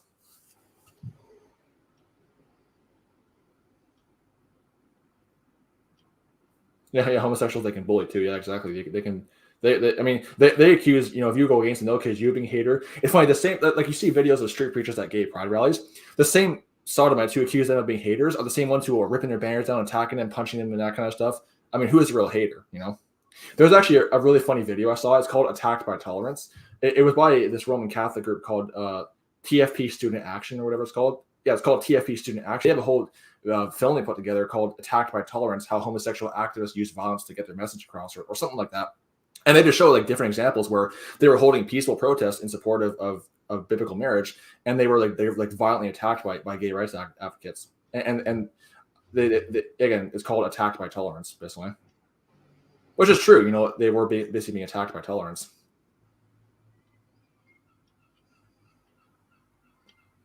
Like they're beating you up and attacking you, assaulting and damaging your equipment in the name of tolerance, in the name of stopping hate and bigotry.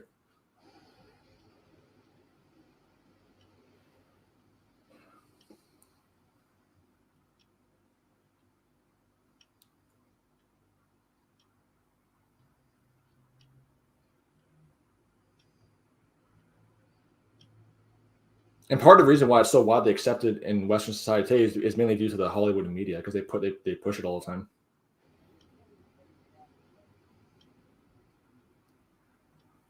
And even just last year during the summer, there were like several kids cartoons I used to watch as a young child, like what Sesame Street and Blue's Clues. I used to watch those all the time when I was like 5.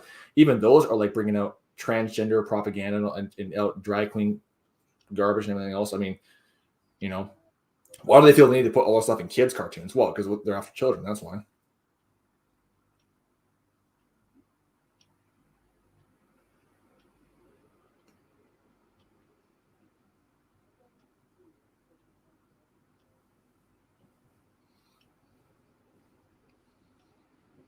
Hey, Alex. Yeah, I remember when I was you spent 3 hours in college credit on basic nutrient. Yeah, I remember when I was in 3rd grade, they had like a whole unit on why drugs are bad for you. And then ever since then, I just never took any bad drugs. That's like the one useful things I learned in elementary school. That was in 3rd grade. So that was like 10 years ago, at least 10, 11 years ago.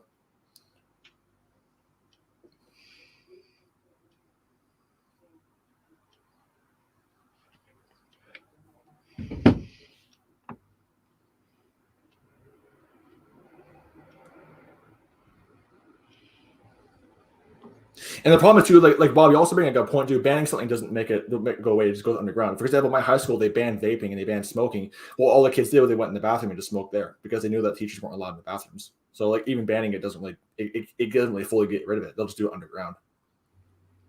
That's kind of thing because again, my high school they banned vaping and they banned smoking. Well, I'd go to the washroom and I see all the kids all the time just smoking and vaping in the washroom because they knew that teachers weren't allowed in there. So even though it was banned, they just did it secretly. So I'd go in the washroom. It always reeks of vape all the time because there's kids doing it. I wonder who else is watching, John. I can see 2 on the screen. I know I'm one of them that's watching. So one of them's definitely me because I have the tab open. All right. I'm watching the chat. And it's probably somebody else too. It's probably me and Alex Canis because he seems to be the other person commenting.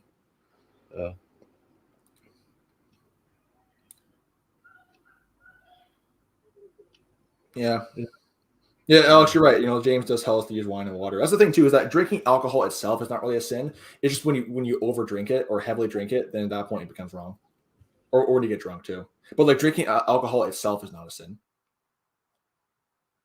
Like if I want to have a cup of alcohol, that's not a sin. But if I overdo it, then at that point it becomes sin.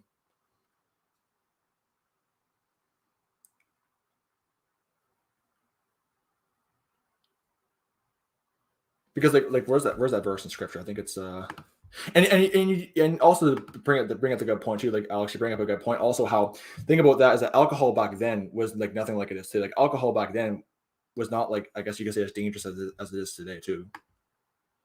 What was it? It was it 2 Timothy chapter 5. Yeah, sorry, it was 2 Timothy 1 Timothy chapter 5, verse 23. He says, "Drink no longer water, but use a little wine for their stomach's sake, and thine often infirmities." So yeah, they're wine they could use for their stomach's sake. So drinking wine and alcohol itself is not sin. It's just when you overdrink it or get drunk.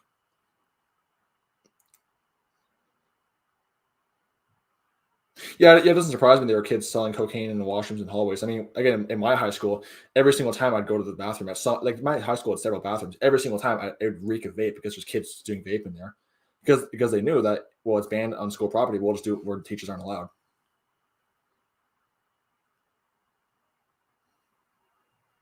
Or either they do it there or they just do it off school property. Like they'll go on their lunch break, and once you're off school property, they can't touch you at that point because you're off school property. So they just do it then too.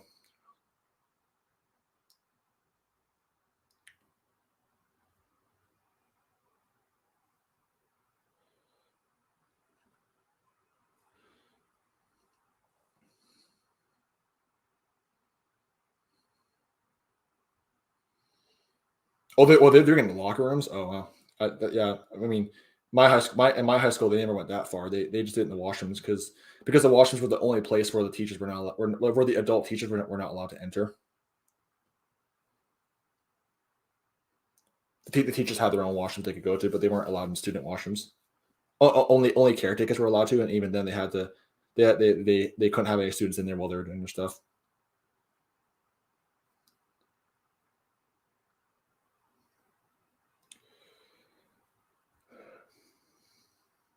But in my high school, like the punishment, like if you got caught drinking alcohol or smoking on the property, like the punishment was just instant suspension. That was the punishment. But very rarely did anyone ever get caught doing it because they did it in secret.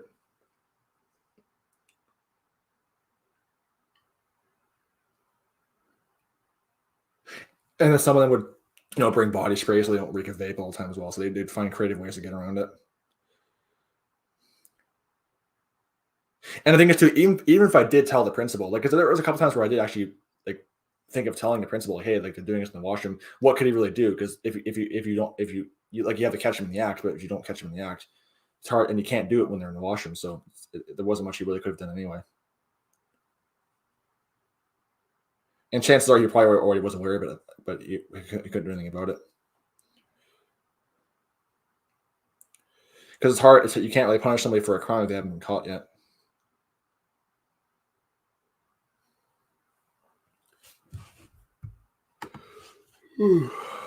What's your next video, John, you're going to do? I don't know. I actually haven't started on. I actually haven't even done any notes for my next video yet. Oh, actually, I know what it was going to be. It was actually I was going to show some stuff about the Rich Pinkowski. Some of the stuff he was saying about another friend of mine. Basically exposing him, essentially.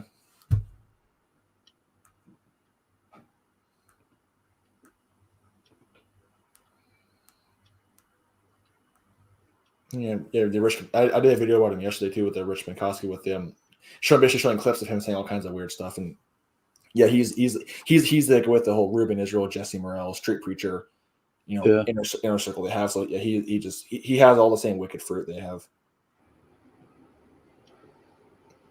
It's funny how all of them claim to be sinlessly perfect, yet all of them cuss like sailors a lot. Like all of them have all kinds of filthy tongues they use, yet they claim to be sinlessly perfect. It's pretty hilarious.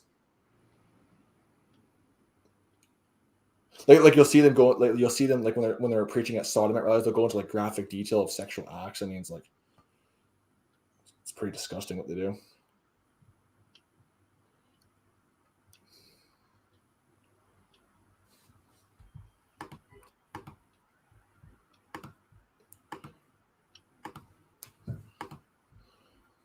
Even Watchman D, like, to give him credit where credit is due. Obviously, I think he's lost, but give him credit where credit is due. He at least, doesn't cuss when he street preaches, at least. Which, give him credit where credit is due, at least. I mean, he's still a lost hellbound heretic, but hey, at least he has some better morals than these other guys do. I don't think he's done any videos lately, has he? I haven't checked in, so I don't know because I haven't really checked in, but because I've done my stuff rebuking him, and I just if he's not going to repent, just leave him to God. But I don't know what he's doing. I haven't checked in recently, but I don't know. I haven't seen him around a lot.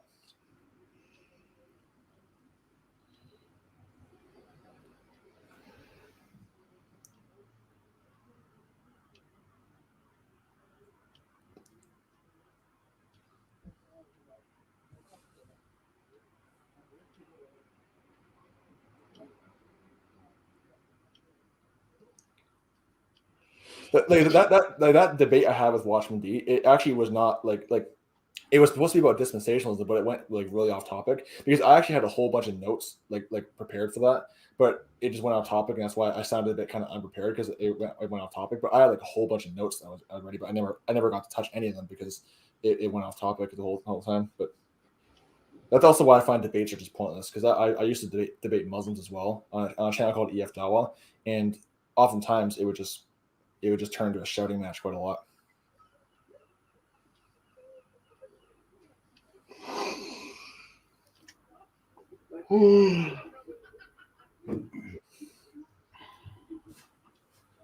Plus, too, when I would debate those Muslims on EF Dawa, it's kind of hard when you have 5 of them versus 1 of me. It's kind of hard to debate when it's 5 versus 1.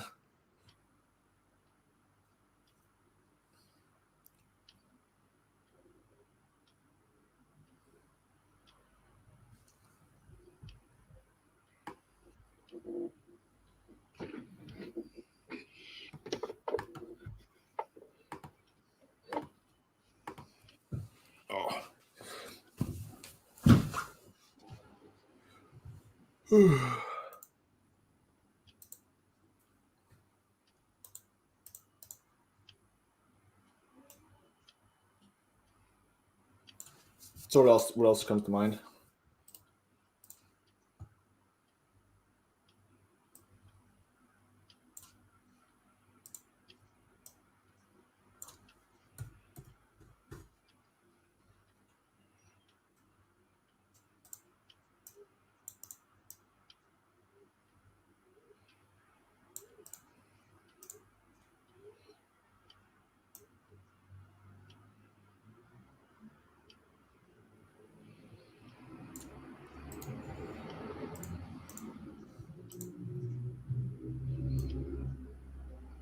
Hey, Bob, you still there, or am I? Yeah, I'm still here, John. Yeah. Oh, for a second, I thought I was muted for a second. No, I wouldn't mute you. No, I thought I muted myself and I just didn't realize it.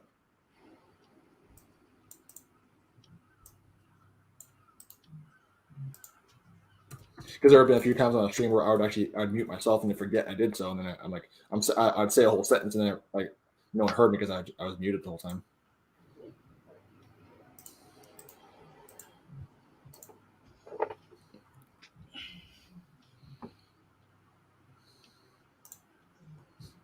Finally got around to uploading those videos we did yesterday.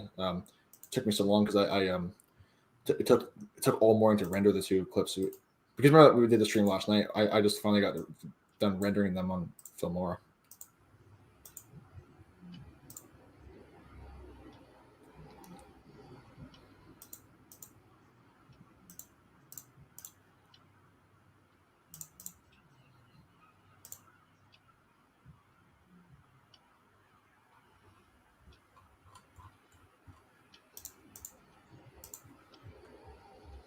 Alex Cansey says, it seems that your school had a safe environment policy, which is similar to what real churches have to employ in order to deter abusers. Yeah, I agree. There should be a safe environment policy. I mean, they're both use my videos. You can both use as my videos, and sorry, you can both use my videos as I am not monetized. That's okay. That's true. That's interesting. Yeah, I don't believe in monetization. I mean, me personally, I'm not for monetization in some cases, but in some cases, if you have to make money, you just have to do it.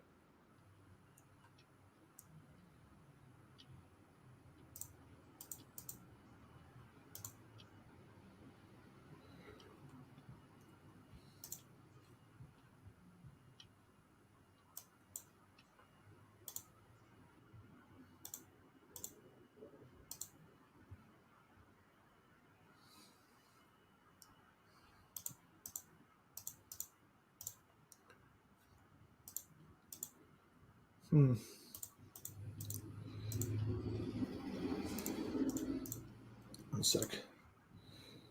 There's actually a scripture I wanted to read. Where was it? Oh! Actually, I wanted to point this out too. This is kind of funny. Actually, I just wanted to quickly read this. So I was going to share my screen if I figure out how to do that next time. Okay, share screen. Okay, my screen being shared. Okay, there we go. So basically, so this is a scripture I wanted to just quickly read. Actually, this is kind of just popped in my mind. Actually, so basically, what happens is that I'll just read it real quick. Leviticus chapter 10 verses 9. Leviticus chapter 10 verse 9 to 11. This is it says, "Do not drink wine nor strong drink, thou nor thy sons with thee, when you go into the tabernacle of the congregation, lest you die. It shall be a statute forever throughout in your generations." Not good at reading on the computer. That you may put difference between the unholy and the holy, the holy and the unholy, and between the clean and the unclean, and the unclean and the clean. Again, bad at reading on the computer. And that you may teach the children of Israel in all statutes which the Lord has spoken unto them by the hand of Moses. So basically, the reason why I find the scripture interesting is because they are this is basically instructions for Israelite priests, and they're told don't drink wine nor strong drink.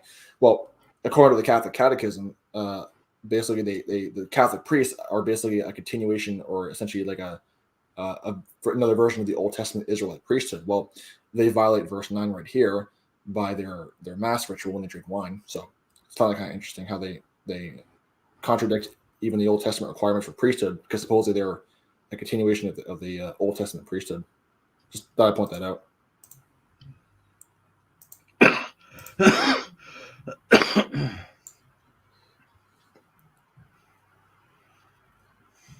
kind of want to get in the habit of using StreamYard more often when I do live streams. The only problem is that when I try playing videos, there's always no audio. So that's why I just use OBS so I can actually play audio.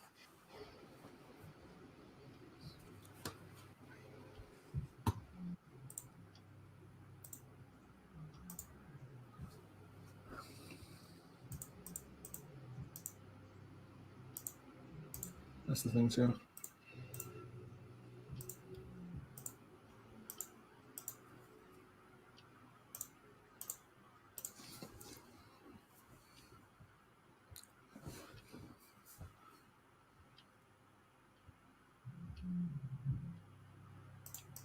Yeah. Oh, let me just click that. Hey, Bob, I'm going to head out now. Do you want to stream similar time today as well? We could do it similar time today as well. I'm just going to head out now. Yeah. Well, what was it? I'm going to have a kip. I've got to finish reading this book. Oh, no problem. Yeah, I've run out of things to say. Email me. Sure. Because I'm always checking my emails. Mm. And we'll talk again. Yeah. Sure. I've just run out of things to say. That's all. So I've run out. I'm normally the most talkative one, but for once I've actually run out of stuff to say. Yeah. Well, we go through some scripture when you come back. Yeah. It's 11 o'clock where you are. Yeah. So you're going to be having your dinner. You're going to be having your dinner. You're going to be having your dinner in an hour or so, I suppose. It's 11 o'clock a.m. where I am, so it's still the morning. Yeah, and give it 4 or 5 hours. I really want to finish this book off, John, because no problem. I've had it on. I mean, I'm 2/3 way through, maybe 4/5, and it's taken me 2 weeks to get through it. And normally, I mean, I could read that in 2 days. Right. Every time I sit down to read it, I just fall asleep. Oh. So, not because the book's boring, I just feel tired all the time. Mm. Well, not tired, just, you know. Yeah, well, I guess the problem is too is that when you're like I think even for me too, and I'm a young guy, I'm only 20, and even if I'm idle for a long time, I just get tired too. Like even right now, I'm kind of sleepy because I've been sitting down for so long. Yeah. You know, there's a verse in Isaiah 40 where it talks about how even youths they grow tired and weary too. So even young guys like me, we can still get exhausted. Yeah. So email me. Sure. Email me, John. Sure. The usual email address. No problem. I usually get a notification sound when I get an email. Oh, one last thing. Alex can ask more comment. He says he has a video on Brian Dillinger twisting Luke 23 to add the sacred scripture to tie the languages of Pilate signed to Noah's named sons. Yeah, Brian Dillinger is constantly twisting scripture, so it doesn't surprise me. I mean, he likes using 1 Timothy chapter 5 verse 19 to try to say, 1 Timothy chapter 5 verse 1 to say, you can't rebuke an elder, but then he forgets to read verses 19 and 20 where it gives the requirements for rebuking an elder, which by the way, Tim actually had fulfilled both requirements. So Tim had every right to rebuke Brian, regardless if he's an elder or not, but Brian didn't like that. So anyway, I'll be heading out now. So yeah. Oh, John, are you able to send text messages abroad?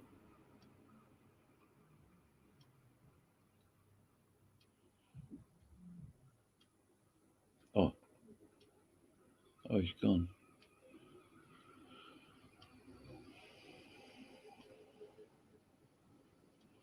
Right, I'm going to go now. John's going to come back later.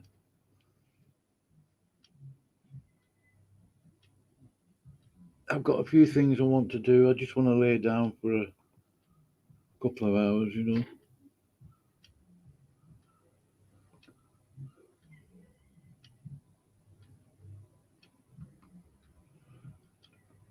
I'm going to play this and then I'm gone.